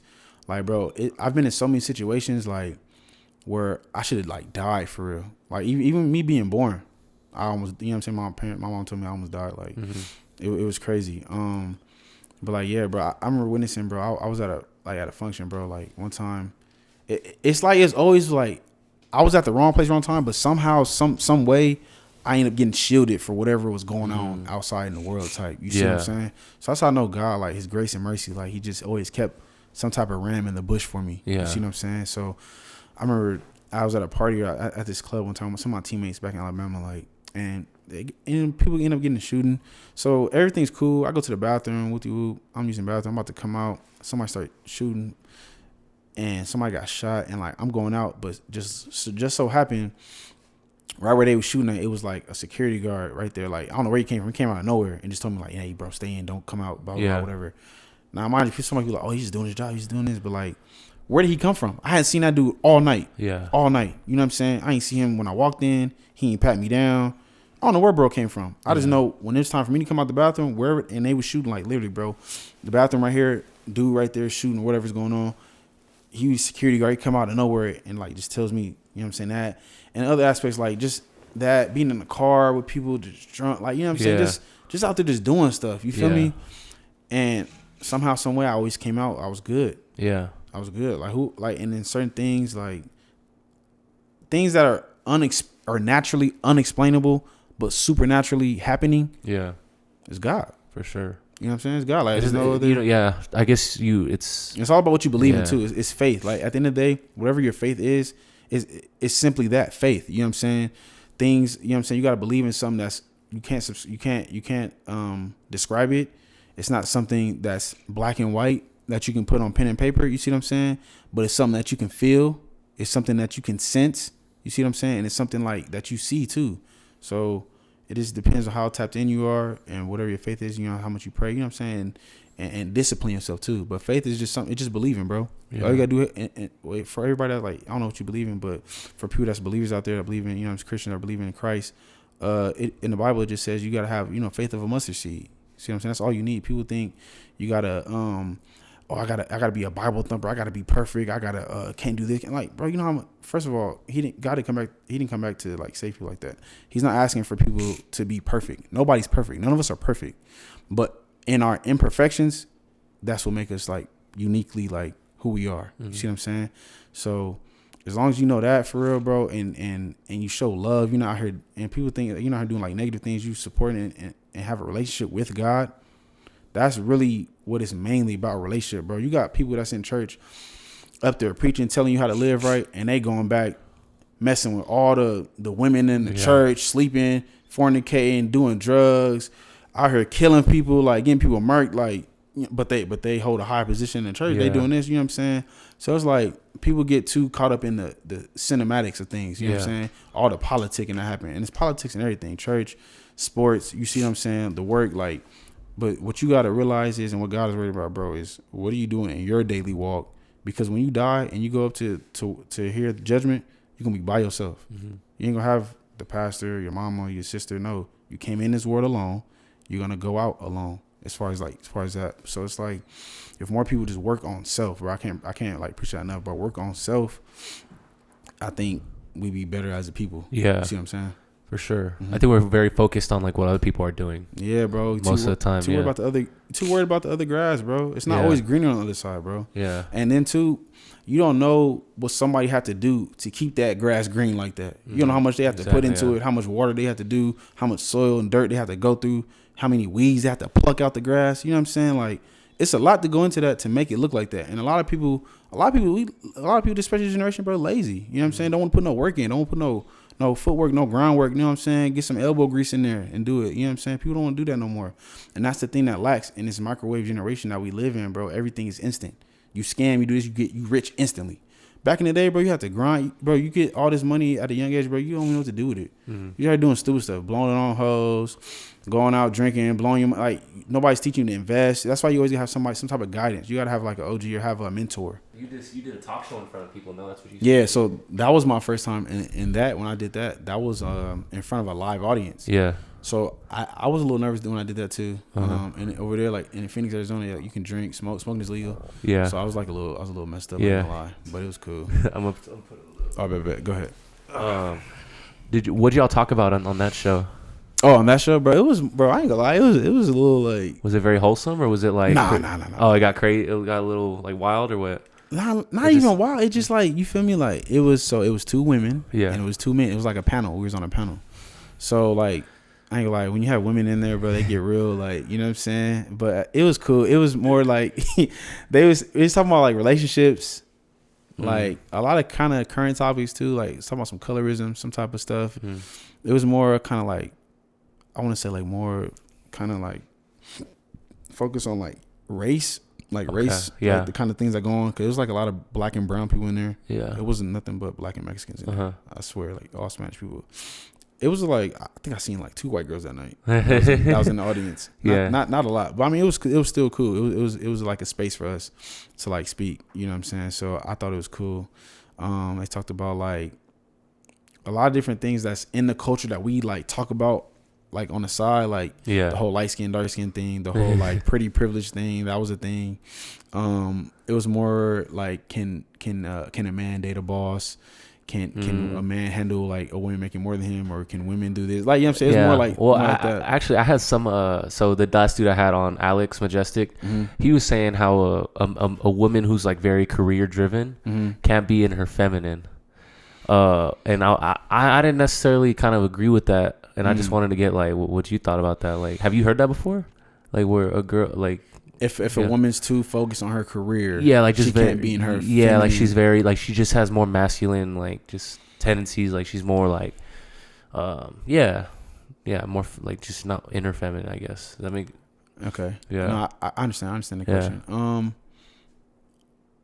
I would say, for me, I'm not gonna say it can't. Like it's just always. I'm not gonna ever say it can never happen because like you know what I'm saying. Based off what I've seen, and based off people that I know in the world who make a lot of money, like it definitely can work. But there's critical like dynamics in that situation. For one, that woman has to want to be led, because they have to realize, when I'm at work, I'm this. When I leave work and go home, I take this hat off and I put this hat on, and then now I'm back to a relationship. But then I think too, as a woman too, compared to a man, like you might be a leader or whatever at home, at work, but when you come back home and we're here, like, you know what I'm saying, it's me and you. Like I'm the man. I'm the head of the household, or like, you know what I'm saying. So it depends, or like we're like partners. So but it depends on like the dynamics of the relationship. We're like, we're in 2024. We're not in like the old days where it's like, oh, I'm the man. I'm this, that, and third. You do what I say. And then also too, like back then, what's a big difference too back then, like. The economics too of a household, right? Like we're not in the day or in the times anymore where only a man's income can support the whole household. Like, no, bruh. Depending on where you live, your location, how much you making, what job, you low-key need more than just one stream of income. Unless you're depending on, like I said, depending on how much money you making off that one source. But it's not really smart. In our generation, most people have like a couple streams of income. It's more ideal to have at least 2 or 3 streams of income coming in. And if you got a family, like I think a woman could do it. Or I mean, I think it happened. I just think whatever he said, I do agree to that to a certain degree. I feel like a lot of women don't know how to divide, like, you know what I'm saying, distinguish the two, like what's the word I'm trying to say, compartmentalize. Yes, compartmentalize, like the two things. So I feel like, how much is that on the man though? Like like, first of all, like do you feel like in order for the relationship to be happy, like the man just naturally has to take more of a leading, like a lead role? I say this is what I say. This is what I say. I feel like a woman will let any man lead who is a leader. Money doesn't matter. A woman can make more than a man, but if she is not secure with her man or feel safe, then she's not going to allow him. She's not going to respect him enough to allow him to lead. And as a man, if she doesn't respect me as a man, I'm not going to care enough to keep her safe. So women and men, we operate different. Men, we're all about respect. You see what I'm saying? So if a woman respects you, you're going to care enough about her, and she respects you as her boyfriend or her husband. You know what I'm saying? She's not going to be out in the streets doing certain things. Why? Because I respect my man. I respect this relationship. So when a man receives that respect, he's going to care enough to keep his woman safe. Where does that respect come from? A woman can recognize a man when he walk in the room. Yeah. See what I'm saying? You gonna respect me off how I, from me respecting myself, for one, for how I walk into the room, I carry myself. I'm not here talking about something goofy about whatever it has to do. Like, I'm on business. I come in here, I'm sitting down, you know what I'm saying? I'm respectable. You see what I'm saying? I treat women with respect. You treat them with love. You're kind. You're not like out here just treating a woman like a whore off the street. You see what I'm saying? Like, nobody's gonna respect that. And then too, if you're not honorable, like, you know what I'm saying, you have to be a respectable person to get respect. Well, a lot of men feel like they have to, like, at least from what like, a lot of people feel like they have to be an asshole in today's generation to like that's what a lot of like the, what do you say, kind of the misconception is, that girls don't like they say like girls don't like nice dudes, but I think it's not even nice or polite. It's just more like, what's the word? You gotta be firm. I feel like too. You're not like no woman wants a man she can just walk all over. Yeah. But a lot of women try to control men too. But then that's the thing. When a man starts being a man, like, you can't be mad. Like, you know what I'm saying? There's a time to put somebody in their place, and who's supposed to do that? A man. So like, if I'm with my lady, or she's not even my lady, but we out or whatever, and she acting crazy, bro, I'm gonna tell her, hey, you need to sit down, calm, like, stop doing, like, you know what I'm saying, like, put it, like, check her, but like, do it respectfully, but also do it to the point where it's like, you set the tone, you set the standard. So whoever, if, as a man, bro, you come in and you set the standard, or whatever you're about, set the standard, bro. Everybody has to fall in line, and if they don't, then you as a man, you move around. You see what I'm saying? You don't go down to somebody else's level, bro. You move around. Like, we were just talking about this the other day, huh? You were talking about like kind of that firmness, like putting like just putting your foot down in certain situations. Yeah, bro. Yeah. And that's a real thing, bro. Cause look, I'm gonna tell you this. As much as women think, or as much as women say, oh, we have the power and this, that, bro. If this whole place burnt down, who you think?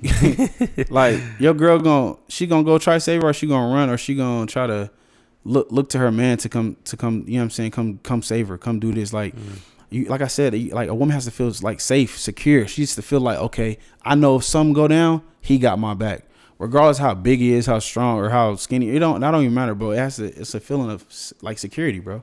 Women have to feel secure wherever they at. Yeah, you know what I'm saying. So once they feel like you take that, because we're men, bro. We're the hunters. You know what I'm saying. They're like, you know what I'm saying. We're the hunters gatherers. They come back. They're the nurturers. You see what I'm saying. They nurture whatever we bring back.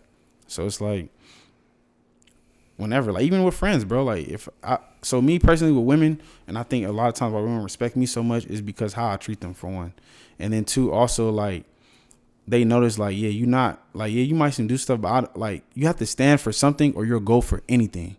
So no matter what you are about, if you stand on it, they have to respect whatever you're standing on. That's what I'm saying. Like, you got to stand on it, bro. It don't matter what it is. If you're a type of man, bro, where I can say some things and persuade you, and you don't got your own mind for yourself, you see what I'm saying? Like, you weak. I don't care how many muscles you got, you weak. Because I can get to your head. Now what you gonna do?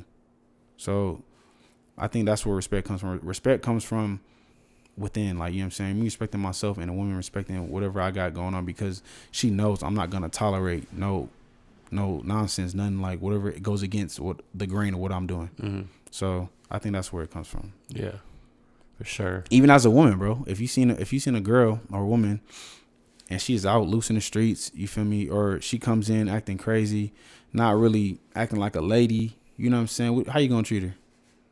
Yeah, you gonna treat her how she act. Exactly. So whatever you think, or however you carry yourself, that's how people gonna treat you. They gonna treat you however you let them treat you. You don't respect yourself, ain't nobody gonna respect you. Why I'm gonna respect something you don't respect it yourself? Yeah. You don't believe you don't believe what you're saying right now. For sure. So yeah. So I think confidence come with that. You gotta believe in whatever you're talking about, bro. So, and if you're wrong, a lot of times as a man, bro, I feel like as men, bro, there's nothing wrong with admitting, being accountable. That, I think that's where respect comes from too. You gotta be an honorable person. You gotta be an accountable person. You gotta be somebody that somebody can rely on. You see what I'm saying? Mind you, we all mess up. We're not perfect, but you gotta be somebody dependable. Like, you know what I'm saying? If I'm about to go to war with you, or if I'm about to go into whatever with you, I gotta know you got my back. Even as a brother, bro. You know what I'm saying? If me and you go somewhere, we're gonna interview, or we're gonna make a sales pitch to somebody about our podcast that we got going on. And if I think you a little shaky, bro, I'm not gonna have no type of faith in you whatsoever. I might, you know what I'm saying? And then two, if you say, oh, I'm gonna be here at 10 o'clock, and 10 o'clock come around, we in front of the interviewers, we in front of like the head of the companies, you know what I'm saying, CEOs, and you don't show up, nah, I don't got no respect for you. I don't believe nothing you say. Like, your word don't mean nothing. Like, a lot of people forget, bro, as a man, bro, your word is bond. Like, you know what I'm saying? back in the day, bro, a man's word, it meant something, bro. Like people were, you like people nowadays, bro, they say whatever. Just say whatever. Yeah. Say whatever, do whatever, and don't stand on, like, it's like, bro, you said this. Now you confused. You ain't a real man. Mm-hmm. Why? Because he not a man of his word. So it's like, that's one thing to fall back on, bro. As I said, a lot of things back in the day, bro, it made sense, bro. Like, man, you have to be a man. Now, certain things I think now, like with our mental health and how you go about and do things like that I feel like that's a space that is more available now, like far as like men's mental health, like talking about things that we go through as men, and more like men support men nowadays more so I feel like than back in the day. For sure. Yeah, So, I can see that. And I think that's big too, like the fact that we really just say anything out here, bro. Man.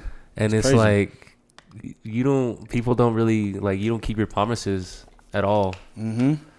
And it's like sticks and stones, bro. You can, at that point, it's like words don't mean much. Mm-hmm. So how do you even know what's reality? How do you even know what's real?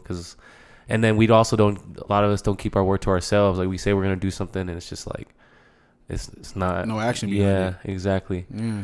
How do you feel like, what do you think somebody could, I mean, obviously, I don't think there's any other answer besides, like, if you say you're going to do something, he's got to fucking do it, right? Bro, you just got to, you just got to do it, bro. Because Yeah. at the end of the, bro, nobody wants to hear no excuses, bro.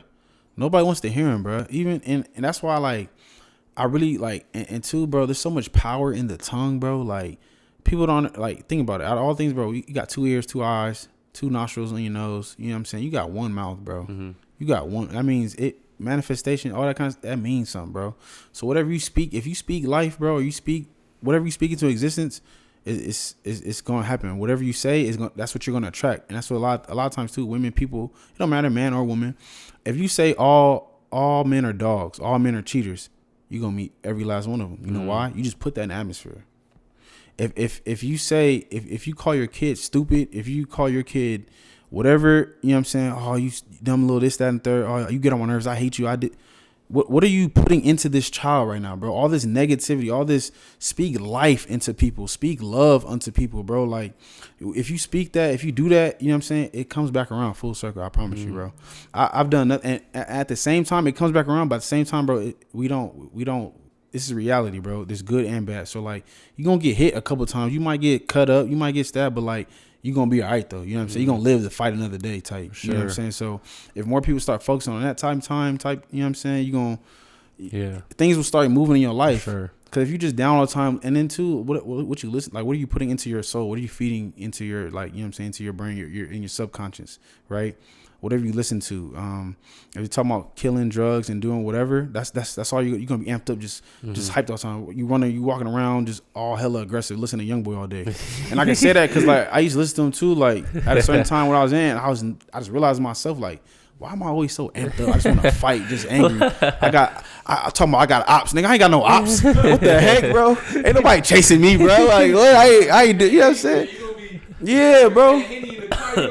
Bro, what you know what I'm saying? Yeah, facts. And mind you, it's nothing wrong with, like, and people think you gotta do all that to be hard, or that's what you gotta do for respect, right? I gotta go out here and catch a body. I gotta go out here and do this and shit. Like, bro, ain't nothing wrong with having a 9 to 5. Ain't nothing wrong with doing something, being an entrepreneur, believing in yourself, going out chasing something, getting out the mud, and then, like, still be a man, bro. You know what I'm saying? You don't have to do that to be hard. Like, you know what I'm saying? If you always, and that's insecurities too. Like, if I'm always walking around thinking I gotta prove myself to everybody, what are you trying to prove? And who are you trying to prove it to? And people feel that too. You can sense that. Yeah, bro. When you know when someone's kind of like just they do it too much, bro. Like, what are you trying to prove? Like, you just feel that, bro. Like, facts. They're not used to getting none. You know what I'm saying? You know what I'm saying? They like, man, bro. You gotta, for one, put your pride aside. Don't be afraid to ask for help. mm-hmm. You know what I'm saying? That like, growing up too, all my OGs, like, that was a thing. Like, nah, you a man, you don't ask nobody, you do this, now that's when pride kick in, bro. Pride is a very evil thing, bro. You know what I'm saying? If a man got pride, you don't know what he'll do to you. You see what I'm saying? A man will try and cut you in your back because he feel like the girl chose up on you, but he really liked her, but she chose up on you, but he's so prideful and mad, like, he gonna take it on you. Mm-hmm. But what you do? You ain't do nothing. She chose you. Yeah. I feel like that's another thing too, bro. Men let women, or let, you know what I'm saying, like, pussy, like, just run you ragged, bro. If you think about it, bro, if we all just stop trying to just go have sex all the time, right? Think about what you would do without sex just for a second, besides using it to like just go make a baby, right? What are you going to this woman or to this other person like? What do you have to talk about? What do you have to go about? What do you want to learn about this person, or what? How can you benefit this person? How can you be a blessing to this girl that you like, right? You like her, so you should get to know her. You should do things, and you know what I'm saying. And there's nothing wrong with taking a girl out, but also don't be a sucker though either. Like, don't let somebody play you. But you gotta recognize that. And I'm talking about somebody that actually cares about you. And then too, people gotta start paying attention to the signs, bro. Just pay attention to the signs. You feel me? Like, if somebody is only hitting you up at a certain time, or somebody is like not asking, like not to, like, you gotta listen to what people are saying. If I'm just texting, hey, what you doing? Oh, I want to come see you, or I want to do this, I want to do that, but ain't making no type of, and that's why a lot of women don't respect men, because niggas is out here saying stuff, being corny, and then when it come time to do something, or like, oh, you can lay up and have sex with this girl, but you can't go hang out with her at the park, per se, right? It's like, what, like, you know what I'm saying? That's foul, bro. She want to hang, like, you just all up inside of her, but you can't spend some time with her. You know what I'm saying? Like, you gotta think, bro. Be reasonable. How would you feel if somebody just came? You feel me? Just every time they came over, they just played your PlayStation. That was it. And they got up and left. Right? It's like, dang, bro, you don't want to hang out, you want to eat. You know what I'm saying? You don't want a beer or something. Nah, bro. I just want to play your game.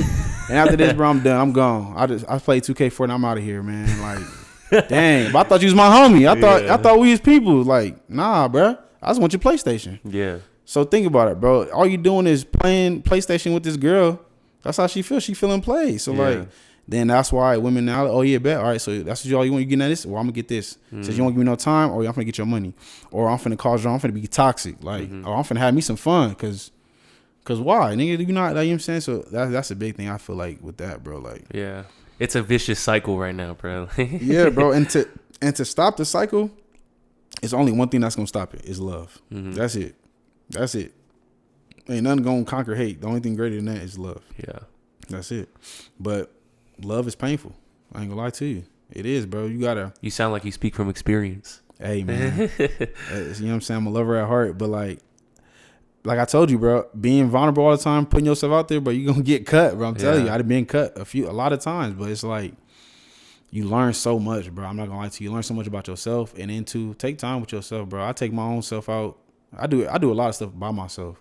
People like, dang, and that's the thing. Like, people be like, oh, you going to the movie? I'm like, yeah, bro, I'm gonna go see this movie. Who you going with? Nobody. Oh, bro, I'm at this restaurant. Oh, you about to go get something to eat? Who you going with? Nobody. Like, I'm by myself, bro. You feel me? Like I have friends, right? Bro, get out of a relationship. 2 weeks later, he another one. Bro will be with that person for like a year or like 6 months.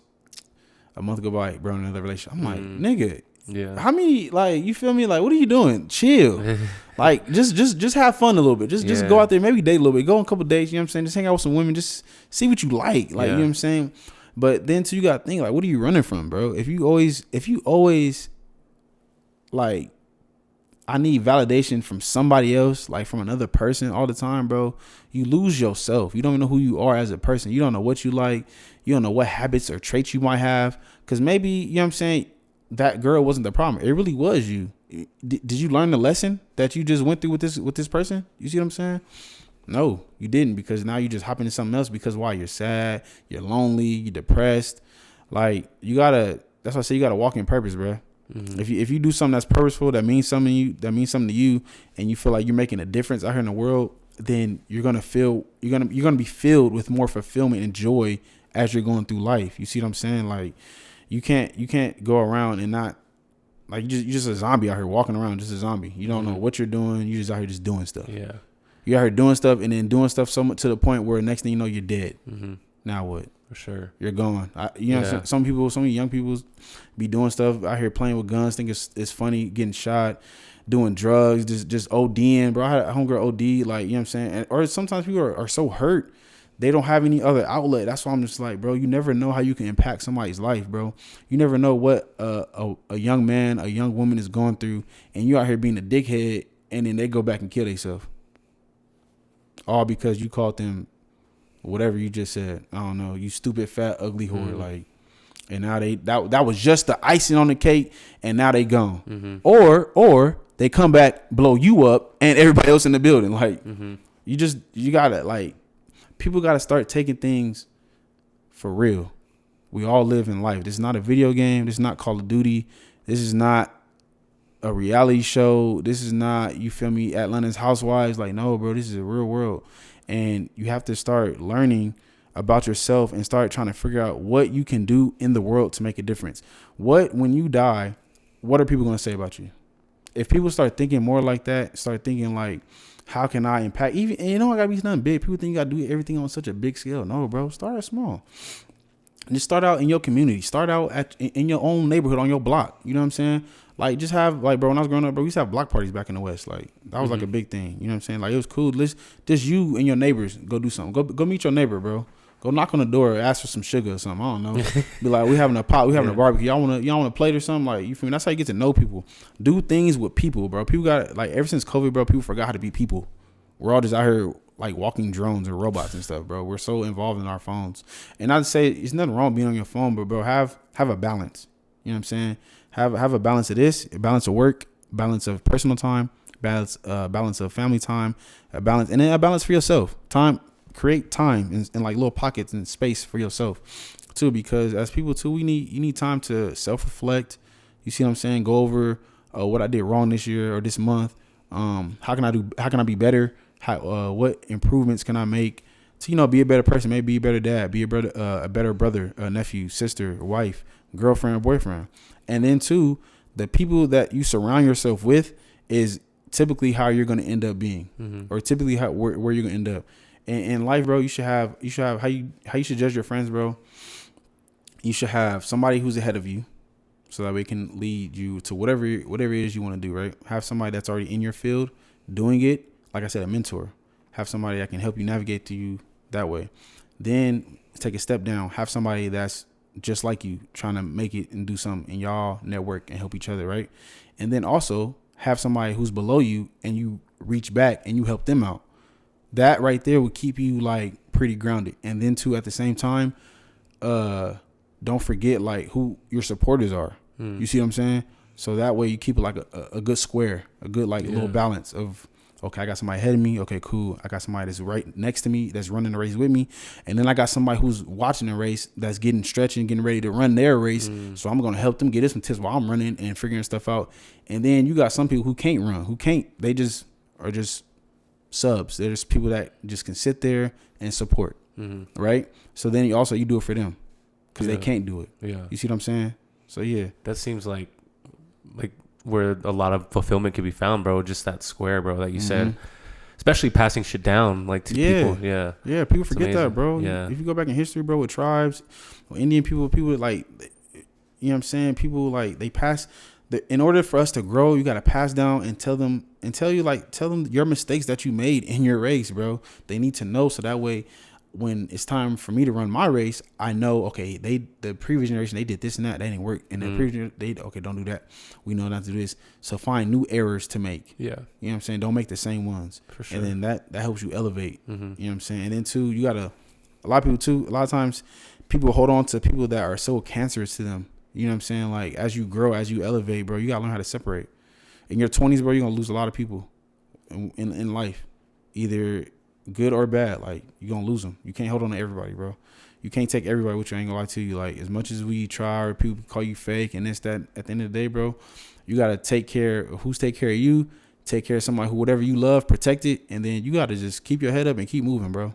Then just keep going. That's it. Ain't nothing else to it. Damn. It's gonna hurt, but you gotta be strong. You know what I'm saying? You a man. Be strong. And that's for anybody else. Woman, man, don't matter. Be strong, bro. Keep your head up. Yeah. For sure. And watch your surroundings, bro. Watch your surroundings and watch you let in your space. And care enough about yourself to, you know what I'm saying, care about that. Because when you don't, bro, like, that's how you end up.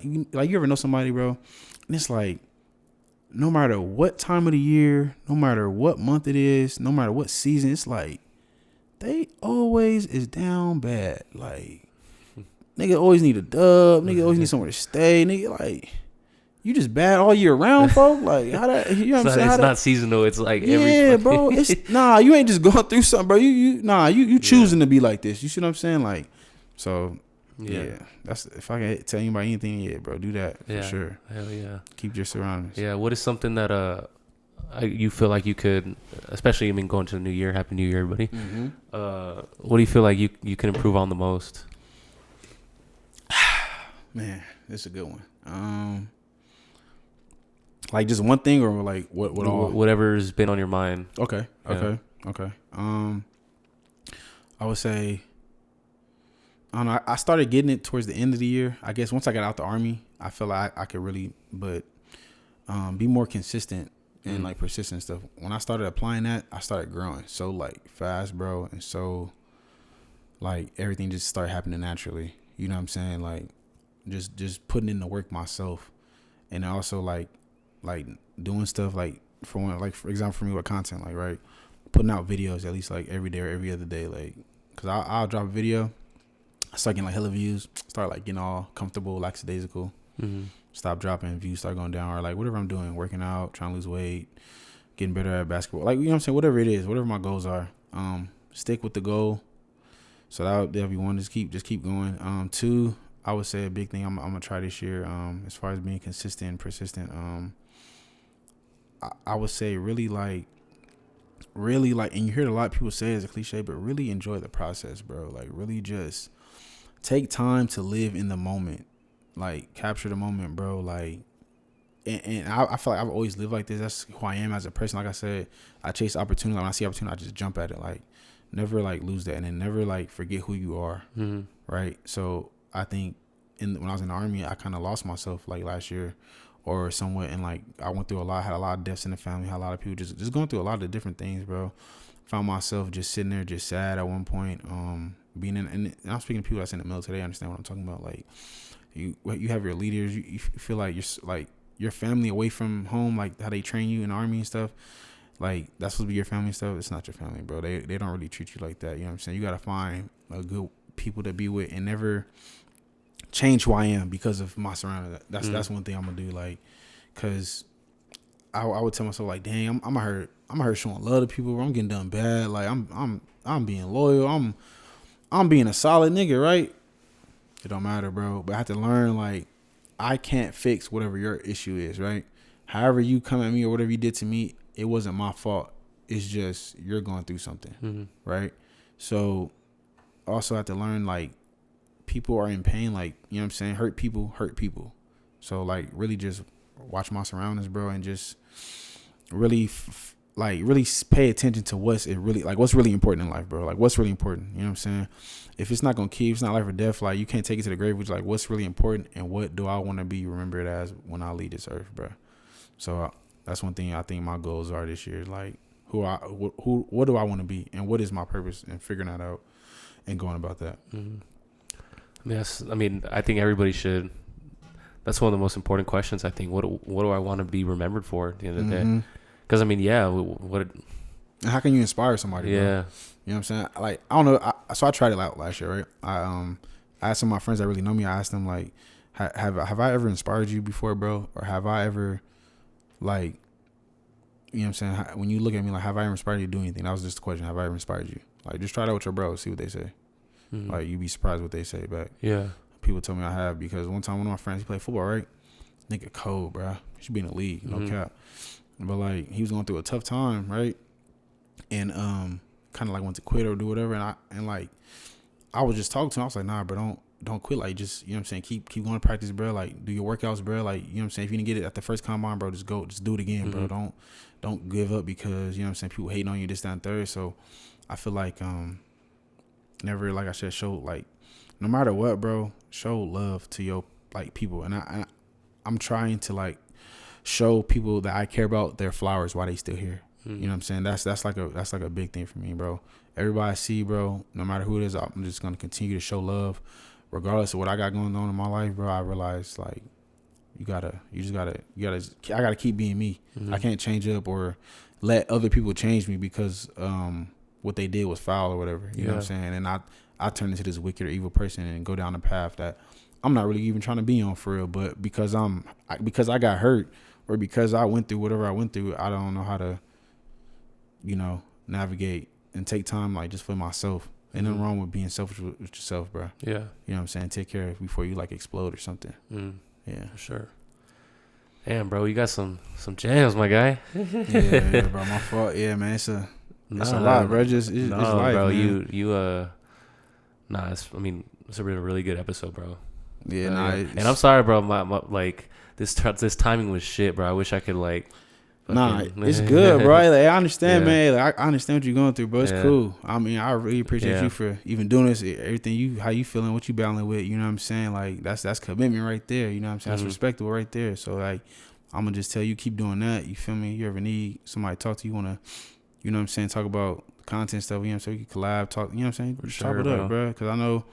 As a creator, bro, it gets hard out here, bro. It's very tedious work. You know what I'm saying? Luckily, you got some support. You know what I'm saying, with your man's back there. But you know, it's competitive too, bro. I ain't gonna lie to you. It's competitive, but don't let that deteriorate you. You know what I'm saying? It's what you want. You gotta keep going, bro. Everybody ain't gonna make it through, but you stay strong with it, you can make it to wherever you trying to go, bro. That's just facts, bro. You just gotta keep putting in what you.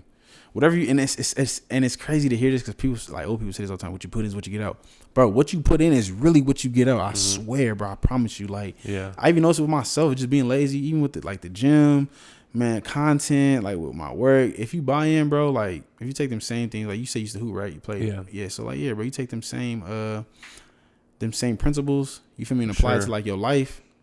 You get ahead. You what I always thought about, like, the game will never cheat you when it came to basketball. Like, if you put the work in, like, you were, like, it was going to show and you're going to be, like, the game was going to love you back type shit. But if you didn't, like, it wasn't, there was going to be times throughout the game, like, you just know you weren't in the gym, bro. Yeah.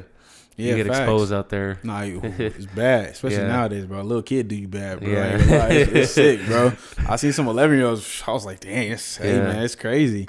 But yeah, for sure, whatever you put in, you know what I'm saying, it definitely shows. And then too, like, just be accountable, bro. Like, I think if people would just be more like one thing I say, if you notice, like in different cultures, right, different races, like in the Asian culture, honor is such a big thing with the like Asians, right?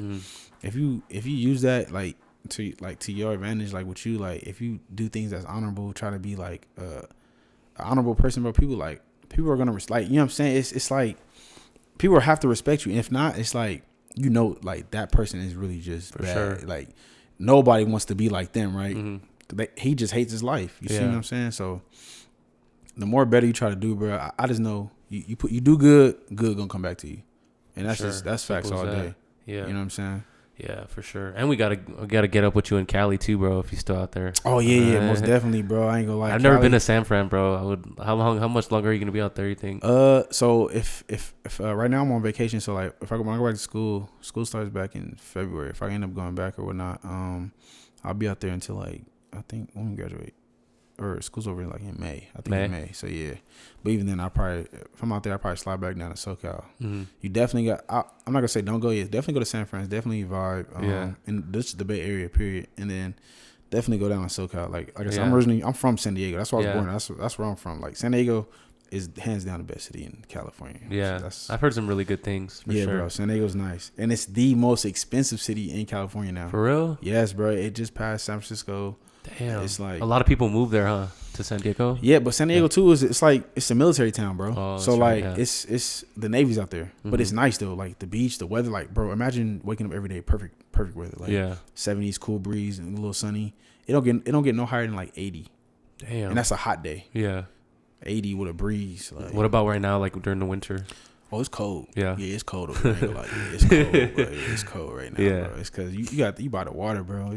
And that Cali water is like cold as fuck too, bro. What I don't get in the water unless it's hot outside, and even if it's hot, bro, the water still is like cold. Like, you know what I'm saying? Like, did you ever surf out there? I did a boogie board. Oh, okay. I got on the boogie board when I was little. Definitely fell a lot. It's cool. I messed with I could surf when I was in San Francisco. He was hooping. Yeah, broke a hoop too. But surfing is hard, bro. You got to be strong. Like, you got to have a strong core too. Yeah, bro. Because you got to swim all the way out there, and then too, if you fall or whatever, you got to swim. You got to get your board. Like, it's a lot it's a lot of like core to balance yourself on the board, on the water, like while the wave is like coming up. Like, Yeah, bro. I ain't gonna lie. I couldn't do it. Yeah, I couldn't do it. nah, for sure. So, yeah, bro. But like I said, bro, it was a pleasure, bro. This is the first time we ever meet each other in person. So Yeah. Fact. It's the first time we ever met, bro. Like, yeah, like I said, bro. Like, you know what I'm saying. It's all about energy. How you carry yourself. You know what I'm Yeah. saying, bro. You walk with some confidence. You know what I'm saying. Believe in yourself. You make it far in life. You For dig sure. what I'm saying. And two, like, just treat people, bro. Treat people how you want to be treated. Facts. Don't get me wrong. People are not always gonna be your friend. People are not, but if you increase your value as a person, think about like how much more valuable you'll be to other people, and how much they'll want to keep you around regardless of whatever you're doing. Yeah. Like, for sure. you know what I'm saying? Your value, you can go anywhere. People are always gonna remember the person, like whoever's the most valuable on the team, bro. If you're at a job at a company, bro, you working and you put in hours, you helping everybody with their job and doing yours, doing good numbers, you know what I'm saying, on time, like, I think I'm like, that's a good dude right there, man. Yeah, we know John. Yeah, he always on time, got a smile on his face. Yeah. You know what I'm saying? He come here bring us donuts sometimes, like, you know, cool dude. Yeah. And then you got David coming in, bro, late, stink. Yeah. You know what I'm saying? Just look bad. You know what I'm saying? Don't take care of his. He don't look presentable. He don't look like he care about himself. Like, all slight. You know what I'm saying? Just, and especially nowadays, it's not very hard to really stand out as like a solid dude, a solid person, because you just kind of you do the little things and like it's gonna set you apart from a lot of people. Fundamentals, fundamentals, bro. Fundamentals for sure set you apart. Because everybody's so focused. You gotta think everybody's so focused on everybody's focused on the big picture, right? So if we all see this big picture, and then you're so focused on that, you forget the little things. You know what I'm saying? That take like on the way up to the big picture on the side, things in the middle, things even just to get started. A lot of people don't even get started, whatever they're trying to do, just because, you know, they're so afraid of success. Like, you can't be afraid of success, or you can't be afraid of something good that's happening in life, bro. Don't ever be afraid to, like, let's say you might got a good girl, right? Just back on our relationship thing real quick. If you got a good girl or something and she's showing you all the rights, you know what I'm saying? But you're so used to all the trauma and stuff you went through before, instead of like talking to her and telling her what you've been through, and kind of explaining like how hard, bro, women, I ain't gonna lie to you, women, bro, if you just talk to them, bro, they'll help you out so much, bro. They make things so much easier, because we as men, bro, we always do stuff the hard way. I don't know why, bro, but we do. But like, if you just, you know what I'm saying, do that, it'll help you out a lot more. It'll help you out a lot more, bro. Yeah. Before we go though, since you in acting school, bro, you got you doing any impressions, any impersonations, or are you good at anybody in particular? Man, let me think. I'm trying to think, bro. That's a good one. If not, bro, it's cool. I put you on the spot, but I was just curious, you good. I want to say Denzel maybe. But nah, I don't think I'm that good at it though, bro. I ain't gonna lie. It's all good. Yeah. Maybe we could do Next it off time. camera right now. Yeah, off camera. I got you next time for sure. Yeah.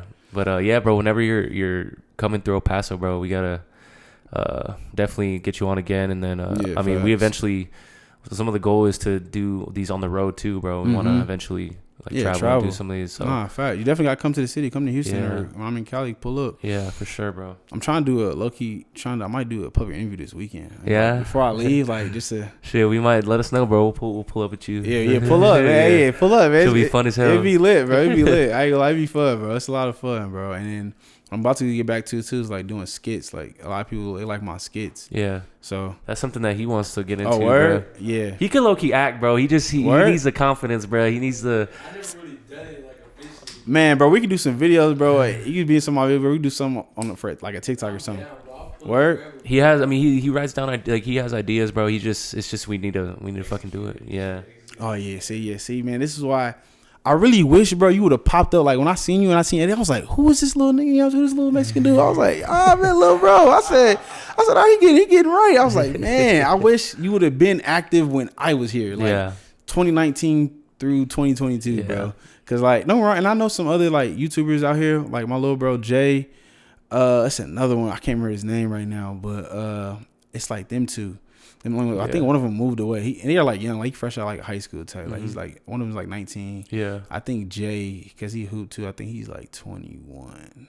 I think bro like 21. How old are you? 23? 23. 20, I just turned 24. You just turned 24? Oh, Kobe year? Yeah. Oh yeah, you about to yeah, yep. Yeah, 24, bro. When you hit 25, it's gonna creep up on you, bro. You're like a senior right now. Or you're like a sophomore in your 20s. Yeah. You're about to hit your junior year once you get to 25, 26, bro. Yeah. Your body start moving a little different. Yeah, bro. I didn't really step onto, like, I didn't really start. I mean, I was doing YouTube for a while, but I really didn't start like really going until like this year. And honestly, you was traveling. Yeah, bro. Yeah. I was in Thailand last year for a good while. Yeah, how was that, bro? You was living overseas. You was going crazy. I was like, yeah, bro. I seen this channel, bro. I was like, where was he at? Yeah, bro. That was Thailand, bro. I mean, for real. Honestly, I wanted to do that. That was my like. I would have been planning that for a while, bro. I wanted to be out there doing travel vlogs and bro. There's the first 4 videos I did, bro. They fucking went off, bro. At like one of them, like one of the first ones I released out there, hit like 85,000. Now YouTube, that's kind of rough. That's kind of tough, bro. Like YouTube's a little harder, bro. Yeah. Yeah, bro. Yeah. 85,000. Yeah, bro. And so, but nah, bro. I was out there alone, bro. So I didn't realize like it team. Yeah, it got a little. I wasn't expecting it to be as tough as it was, and I just don't think I was in the point in my life I was ready exactly for something like that. But I mean, I came back, bro, and then that's kind of how I got started in the pod, bro. So at the time when I came back, I was very like kind of disappointed, bro, because I felt like I missed out like an opportunity and shit. But I mean, I don't think if I didn't go through that, I probably wouldn't have like started this. So I mean, that's kind of how I looked at it. So because if you never would have. Okay, what made you even want to? So when you're out there, you want to be like a vlogger? Yeah. So all right, the way it got started was my brother and his wife were out there in Asia, and they were teaching English, and I was just seeing their YouTube videos all the time, bro. So, and honestly, bro, like 'cause I graduated early from college, and I don't know why, bro. I just wanted to like just leave, bro. I was kind of like, I don't know. I was just to myself, bro. America sucks, bro. Yeah, like low key, bro. Have you been international? Or? Yeah, I mean Afghanistan, obviously, but bro, when I was in the army. Okay, so I never been anywhere until I joined the army. But being in the army, bro, I ain't gonna lie. I'm not gonna say it's like a bad thing because, bro, I went to Afghanistan. Yeah, but I went to Kuwait, Dubai. My company went to Dubai. We went to some place I can't even say for. I don't even know how to say it. Yeah. But just seeing how people like are out there, and then even meet people that's from like overseas and like people that's not from America, bro. It's a lot different, bro. In like the world, like it's more. I think people are more like they feel bad for us. Like you know how we feel bad for them. Like they feel bad for us because like for real. They're more like they can do stuff like they interact. Like social interaction is like a regular thing. Like Americans are the only people who like find it weird for me to say hello to somebody walking down the street. Yeah. Like that's weird, bro. Yeah. Like it's really weird for us to even be like so like everybody's so shut off and so closed off. Like that's not how it was, bro. But it's nice over there, bro. I think people are more like real. People are more genuine, down to earth. For sure. You know what I'm saying? So you don't find like a lot of people that's genuine. Yeah, that was the experience I had in Thailand, bro. Like literally, like when people got off of work there, it's a normal thing to be with your family and friends, like having beer and like. It's not even an occasion, bro. It's literally that they're gonna get off of work and they're just gonna go like just be with each other, bro, and like just enjoy a meal. It's like it's crazy how it is, bro. Like and even though they're not as well off as far as like financially and like I mean it's still a third world country, like they seem very happy, bro. Yeah. It's not any envy. Like a lot of them don't want to come to America. Like people that live in America think that like don't get me wrong, America's dope, bro, but people that live over here, there's like I would never want to move to America type shit. And it's like it's crazy. People are miserable, bro. People they come over here, they're like, what's wrong with like why everybody so jealous? Why like bro? People it like how you just said like you get off work. People that's overseas, bro, they don't even want to talk about work. Like work is work. Like I don't want to be here. Like you know what I'm saying. They go home and they enjoy life. Like you know what I'm saying. They're out there living life, bro. The real qualities of life. Like bro, family, your friends, like. You know what I'm saying? Like it's a lot of love out there. Like people treat people like people. You know what I'm saying? And then too, like they go out and they do stuff out in nature, out in like in the world. Like you know what I'm saying? The world we live in. We're so like focused on technology and being so advanced. Like it's cool, but then at the same time, like you know what I'm saying? You lose and you lack like the true qualities of why you're here. You know what I'm saying? We forget that life is a gift. You know what I'm saying? There's no guarantees for anything. There's no guarantees you're going to make it at what you're doing. There's no guarantees that your family, your mother is going to be here for X amount of years. You don't know. You know what I'm saying? We're on borrowed time right now. We don't know when it's going to be our time to go. So it's like if people think about that, and then too, like, as you're going through life, bro, you gotta remember the next generation after you, bro. You gotta see the bigger picture. It's not about you and me. It's about everybody. You know what I'm saying? Like, you gotta live for the next man next to you, type. Like, don't, if you just live for yourself, bro, you're not gonna get far in life, because self, you know what I'm saying, you can only go so far, bro. But you'll feel more driven to help somebody else out, like, especially let's say you got like a little sister, little brother, or like your mom or your aunt. You know what I'm saying? Let's say you're doing something for them, but also you want it for yourself too, and then they support you in whatever that is. You're gonna go like 10 times harder, bro. You know what I'm saying? You're gonna be focused. You got a good support team, and then too, when it's not like when it's their turn, when it's the next person's turn, you know what I'm saying, don't hate on somebody that's it's their time. You know what I'm saying? Let's say somebody's time right now, they going through whatever they going through, and you know what I'm saying, they shining right now, but that's your man's. You know what I'm saying? That's your man, that's your homegirl, that's your whoever, or even your spouse, bro. Don't be jealous, don't be envious. You know what I'm saying? Be like, show them love too, be happy for them, you know what I'm saying, that they make it, because let that be inspiration or encouragement to you, and motivate you to get on your stuff, so you can, like, when your time come, I'm gonna shine just like how they was shining. You know what I'm saying? But while they there, I'm gonna enjoy it with, like, enjoy the time with that person. You know what I'm saying? Because it's like everybody don't get that chance to do whatever it is. You know what I'm saying? Once they make it, and I realized that with some of my friends I got that was like celebrities, or, you know what I'm saying, millionaires or whatever. Like, you can't be hating, bro. You gotta wait your turn for real. And then two, stop. A lot of times too nowadays, bro, nobody's original no more. Nobody's original. If this person does something that pops, the next person will do the same thing that they doing. It's like, bruh, like, what happened to being creative and being an individual, being unique? You know what I'm saying? You know what I'm saying? Do something that's bona fide. Like, do something that nobody else has done. And granted, it is hard nowadays because a lot of things have been done. But I would say nowadays, whatever it is, and if it has been done, use it, like, do it. If that's what you want to do it, but do it your own way, your own style. You see what I'm saying? You don't have to do it like how everybody else does. And then too, however you do it, it might be someone else that likes how you do it, and that wants to do like you, or that wants to see how you do it, and they like how in the space or whatever you created, and then they support you, and then now you built a community of people. You see what I'm saying? For sure. And then let's say you got a friend that does something in another community, like I said, like you do podcasts, right? I do public interviews. My homeboy do pranks, right? But we're like, let's say we become like, we're a group, and we all stay in this house together, and we all support each other. Like, that's how you grow. Like, you know, different groups that you see on YouTube and stuff. That's how you grow. You know what I'm saying? Don't let a girl or somebody that's not in the group come in and mess it up. I've seen that happen. That's recently happened with what's that nigga name? King Sid. Like, you seen that? I don't know if you kept. Yeah, bro. Like, stuff like that, bro. Like, don't, for a guy, bro, don't ever fall out behind no female, bro. I ain't gonna lie to you. That's really, I feel like a lot of times with men, like, a lot of times, whatever group, singing groups, whatever, it's always behind some type of woman or somebody always getting. You know what I'm saying? Don't do that, bro. It's very hard to. It's easier to say than it is, like, to do, but yeah, don't ever do that. And then too, that's what happens when you gotta have some values to you, bro. If your man's messing with a female, bro, stop going around messing with the same pussy, bro. I'm sorry, that's just nasty. Like, bro, y'all just passing around whatever y'all passing around, just dirty dick niggas. Like, you know what I'm saying? Like, bro, what the heck? Nah, bro. Like, if you got a shorty, bro, and that's.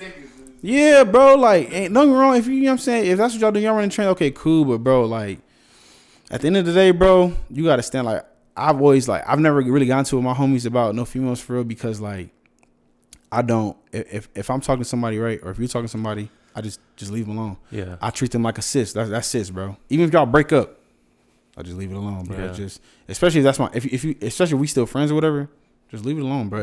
It just makes things so much easier, bro. Just have some morals and values, bro. Yeah. You know what I'm saying? Like, this generation, bro, no respect, no morals, no values, bro. Just doing stuff. Yeah. Just out here just doing stuff. That's what I'm saying, bro. Just doing stuff. They ain't got no guidance. See what I'm saying?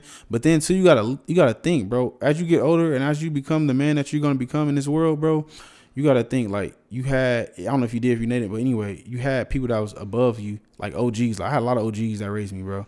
So, like, how I am, who I am now, like, I guess you could, like, I had somebody at the gym at Beast, bro, the other day. Nigga called me OG. I was like, what? But I started realizing, I'm like, bro, I'm at the age, I just turned 26. I'll be 27 in March. But I'm at the age now, like, yeah, bro, I'm an unc. Like, people call me unc. I got, you know what I'm saying? I got some nieces, but even, like, people in the world, like, that's younger, coming on thing, I'm like, dang, like, is it that time now? Like, I'm like, dang, I was just 19. I was just 21. I was just 24. Like, I ain't there no more, bro. You know what I'm saying? Peaking up. But you got to start setting aside, bro. Start really thinking, like, what you want to do. Like, you got people looking up to you. You got people looking at you. And then, too, like, a thing my coaches always tell me, bro, like, you never know who's watching. And they talk about scouts, but then also in life, bro, you never know who's watching you, bro. Kids, peers, older people that's hating on you, people that love you, want to support you, or some people, bro, you might be somebody's hope to make it, bro. Like let's say they was thinking about starting their own computer business, bro, but you out here doing your podcast and they're like, man, he doing this, he working out, I see you be running, you know what I'm saying, losing weight, like dang, bro, you know what I'm saying, you motivating. It's inspiring to see that. So you got to stay on top of your craft and keep working at it. You ain't got to be the best right now, bro, but at least you getting started. You know what I'm saying? At least you got the ball rolling.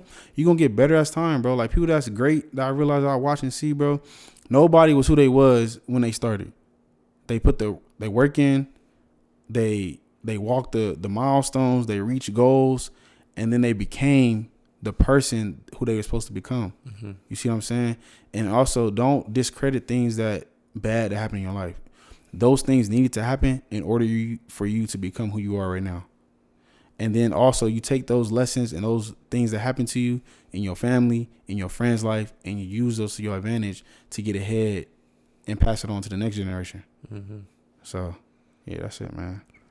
And that's a wrap for episode number 24. 24? 24. I'm 24? I'm Yeah, 24 and 24? Hey, yo! You know what I mean? That's how we get down, crazy, man. Bro, everybody has had a coincidence with the episode numbers, bro. It's crazy. I forgot what but there's been a lot of coincidence, bro, like that. But that's dope. Even with Alex, he had just. Yeah, he's like, oh, my birthday's the 22nd, like just type shit, like. But that's cool, bro. But bro, wait, how many? Oh, my fault. Wait, who? No. How many people have you went? How many people you interviewed this year since it started? Am I the first one? This year, yeah, you're the first one. Oh, hey, you know what I'm saying, hey, bro. Look, you bringing the year right with hype, bro. You dig what I'm saying? He gonna get you right, bro. I'm telling you, man. Yeah, bro. If it ain't hype, it ain't right. That's the slogan, man. Hey, don't steal. It's copyrighted. You know what I'm saying? I got my LLC, bro. I'm coming for you. Hey, you don't have to put that on the shirt, man. Facts. No, that's what I wanted. I wanted to, bro. I wanted to. Oh, another thing I want to. Oh, word, yeah. Hey, I'm with it, bro. I'm with it for sure. Yeah. I like that. If it ain't hype, it ain't right, bro. That's the slogan, bro. Yeah. What were you gonna say though? Oh yeah, bro. Yeah. Make sure clip this too, bro. I need this one, bro. So ever since, bro, like another thing too. Ever since I started like content, or even before, like when I got back from Afghanistan, right? This is whole thing like I'm famous for, right? Apparently, I'm famous in Africa. Really? Like, yeah, like it's bad. I mean, it's good, but it's bad. Like, so a lot of people use my face to scam like women and stuff, right? So I get all these DMs constantly on every, like, bro, if you type my name, if you type in Hype Man Prince, bro, I swear a million things will pop up. Like I've been told I'm on every dating app, Tinder, Hinge, BLK, Bumblebee or something like that. What the fuck? It's like hella TikTok accounts, Instagram accounts, Facebook accounts. I ran into a few on Twitter. I don't think it's that big on Twitter, but it's for sure Instagram and stuff. And the only reason why I haven't verified my account is because, bro, I grew up like, you know what I'm saying, before they changed the rule, you can pay for your blue check. I was in the era like you have to work hard and get to your 10K and then, you know, or whatever, and you get your check. So, nigga, I did all this work. I want my check, Instagram. Yeah, give me my check, please. Yeah. All these catfish accounts, bro. So, like, yeah, I'm notorious for that. That's crazy. Why do you know why that happened? It's just one of your videos or like just... Bro, it's just, okay, so how it came to mind. So, you remember in 2020, right? Or like 2020, when COVID happened and when TikTok first came out, right? Mm-hmm. So, like, if you were in the military, they was told, like, you couldn't be on TikTok. Like, you had to get off because, like, Chinese was using what accounts to get whatever information from like the US, right? From the satellites or something like that. But anyway, I got back. I remember this like it was yesterday, bro. I got back. I was in El Paso. I was literally on Dyer, on the block. You know what I mean? That's why I stayed in Northeast, right? Yeah. I'm a Northeast baby. Nah, we are too. Oh, where? Oh, y'all from the North Side, right? Oh, bro. We just kind of moved to the East Side. What, like senior year, sophomore, junior year? But nah, for sure. That's our neighborhood for sure. Yeah, bro. You know what I'm saying? You know what I'm saying? People always like, oh, it's not safe. I'm like, bro, look, man, ain't nothing wrong with being on the North, bro. Y'all crazy, bro. I love it. Yeah, bro. I love the North. But anyway, shout out to Demo, man, my nigga Gully. But what's it called? Yeah. So look, I got back, right. I'm on Dyer, bro. I'm literally sitting at that at the store at you know where the car wash is at right now, Mr. Car Wash on Dyer. Yeah. So I was like across the street in front of at some store. I forgot what store that is. But I was sitting there, bro, and this girl, she was also in the Army, but she was like famous on like TikTok, right? And so she said some girl like DM'd her trying to find somebody because trying to find somebody, and the person was me, but the person she was talking to had my pictures and screenshots of me like in the military, in my uniform and stuff. Now, mind you, a lot of people, this happens. This is common. People in the military, people will use your account because you're a soldier or whatever, and they like screenshot and like make fake accounts of you, right? That's regular, okay. But for me, it's like they don't even use the pictures of me in the military. They use everything. Like they use my pictures from the army, from my civilian life, me like hooping, even videos. So it started. Somebody DM'd the girl on TikTok, right? And then the girl from TikTok, one of my followers that followed me on Instagram followed the same girl, the content creator on TikTok, and said, "Oh, I know his Instagram," because I didn't have a TikTok. I ended up deleting. I didn't have a TikTok, so I wasn't even on TikTok, right? And so she DM'd me, was like, "Hey, this girl, blah blah, somebody make fake account on TikTok," and I got the message. I seen it. I was like, "All right, whatever. Like, I don't really care." Like, okay, so what? Like, well, like, okay. And then too, I didn't know if she was being for real. I didn't even know if that page was real. I'm like, I don't even know you. Like, you just follow me. I don't even know if you're real. That's another thing. I don't know if you're real or not. So whatever. So then the girl's page, she went on Instagram and DM me and sent me screenshots of what the other girl from TikTok had asked her. And I was like, oh, wait, so this is real? I was like, oh, snap. She's like, no, you need to make a video and like say, and mind you, this is when I first just started my YouTube channel, right? And everything was going good, bro. I was so mad I deployed because right when I was doing good numbers like on my YouTube, and I was getting like a lot of attraction, I got deployed, and then I didn't post like a video for like a whole year, and then I fell off. But I mean, I got it back. But anyway, that happened, and so I made a TikTok, and then I made a response to the video that the girl made about trying to find me, right? So it's like a whole storyline. So I responded to it, bro, instantly, like hella like thousands of views. I'm like, whoa, snap. So I was like, okay, this is cool. I was like, all right, bet. So I keep making videos about this, explaining it. It's like, but I didn't realize it had been happening to so many people, and that when I made the account and I did the video, like everybody was like saying that they had been scammed by somebody, and then people really thought it was me, like because women were saying, they said like the accounts were like, oh, I'm overseas, I'm deployed, can you send me a care package, send me this. People were sending like, somebody told me they sent somebody $200, somebody $500, somebody sent a care package. I'm like, man, y'all getting all this stuff off my face, like, but nobody's supporting the real me. I'm just like, bruh, send it to my address. You feel me? If y'all want to send some bread, send it to me. Send it to the real Hype Man Prince, bruh, where it can be used, funded, and go to you know what I'm saying, get distributed correctly. Because y'all out here getting finessed, and this is my other thing too. It's a lot of older women on there, right, that claim to get finessed, but I'm just like, obviously, like, bro, you know how you see some accounts, bro, and you can just tell, like, okay, this it's a little sketchy. They look a little sus. You know what I'm saying? But some people can't. Like some people, I think, no, this. Okay, that's how. Well, some people are like, okay, I granted they can't tell this, that, and third. And then some people told me like before, even somebody like they would do the FaceTime check, right? They video chat them on Instagram or whatever, and they said like it was a video, and then it was a picture of me, and it was like moving. My mouth was moving, but like it was like glitchy or something. And it was only up there for like a few seconds, and then they close out the video chat and be like, nowadays they can do it to like where they have a picture or video of you and like look like it's talking. Damn. And it's like you, but it's not. But then my whole thing is like, FaceTime clear, like it's like HD. Yeah. That stuff not clear, but I get it. But at the same time, I was like, nah, bro. But it's crazy that people can like video chat somebody without having that person on the phone. Like that's fucking crazy. And this is before AI. Like I was like, whoa, that's wild. So I'm famous like in Nigeria. I got like a lot of my fan base, like a lot of my people supporters, they come from overseas. Like I got people that's in like out here, like in the States. I think majority of people like come from Houston. I got a lot of people from El Paso. That's where I started.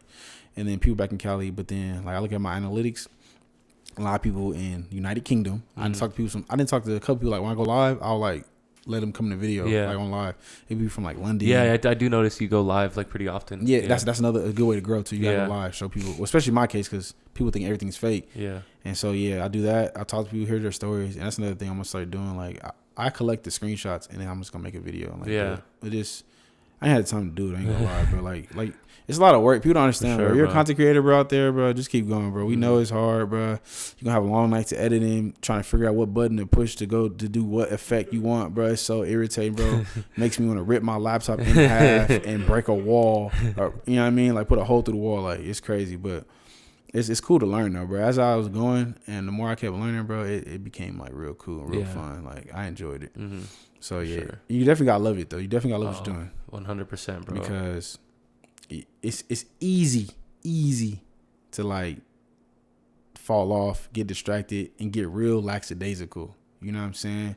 Because like especially you feel like, let's say you're having a good run like this month, you've been putting out videos and you've been doing good. You feel like, man, well, I don't need to do the video. Like, you know what I'm saying? I forgot. Let's say you missed the time or whatever time you post, you missed the time, and you think like, I'm just gonna wait till tomorrow to post because I missed the time. Nah, bro, just post the video. I have to learn, like, bro, it's better instead of trying to make the video perfect, trying to make the video like this and that, bro. It's somebody's gonna watch it and be entertained, and you know what I'm saying. Just do better on the next one. I try and tell people, especially if you ain't got no content, because a lot of people don't know it's another gym, bro. You gotta work. You gotta get in the algorithm before you get pushed out, and the more like content stuff you put out, you'll get in the algorithm, and then the algorithm, like, you know what I'm saying, the AI will put you like start pushing you out too. So and also too, just try to find like try to find something that's interesting to people, like, you know what I'm saying. Like, think about, and I ain't gonna lie, people told me I should vlog because everything I be doing, like how I be talking, and like just me, like my personality. But I always thought like, ain't nobody gonna sit here and watch this vlog. I'm sitting there holding the camera talking. Yeah, like, they you know do, what I'm saying? bro. They do. People be locked in, bro. For sure, bro. People be sitting there locked into like whatever you got going on in your life, especially even if you're not like, I don't know. I was like, dang, I did not know people be like that. But especially you out like just being in San Francisco, Houston, like all those places. Like, I think that would be. Yeah, I mean vlogs. I like vlogs. Yeah. So and like I never thought about it. I thought people were like didn't really care. Yeah, you know what I'm saying. But not for sure, man. But hey, that's Prince, hype man Prince. Hype man Prince, man. Look, what do we just say, bro? If it ain't hype, it ain't right. You know what I'm saying? Y'all know the face. Y'all know the name. Yes, sir. But yeah. Till next time, bro. Till next time. Nah, this is great, bro. I like this. This is a great show, bro. Yeah. I knew it was gonna be great though. Yeah, I knew it was. I knew it was. I knew it was, bro. I didn't know you was that tall though. I ain't gonna lie. Bro, you like 6'4", nigga. Yeah, that's what a lot of people. I was say, like, bro. I was like, bro, you kinda tall. What the? Nah, we hooped a little bit, bro. Back in our day. No, I am, bro. I told this guy, bro. Yeah, at Beast, I was telling Beast. him. Yeah. Oh, you told him? Yeah. It is tomorrow at 12, bro. It said Beast at 12. Yeah. Yeah, bro. I'm sliding, bro. Nah, fact. We got to, bro. You got to. Nah, fact. You better play some defense, bro. Better play some defense. But yeah.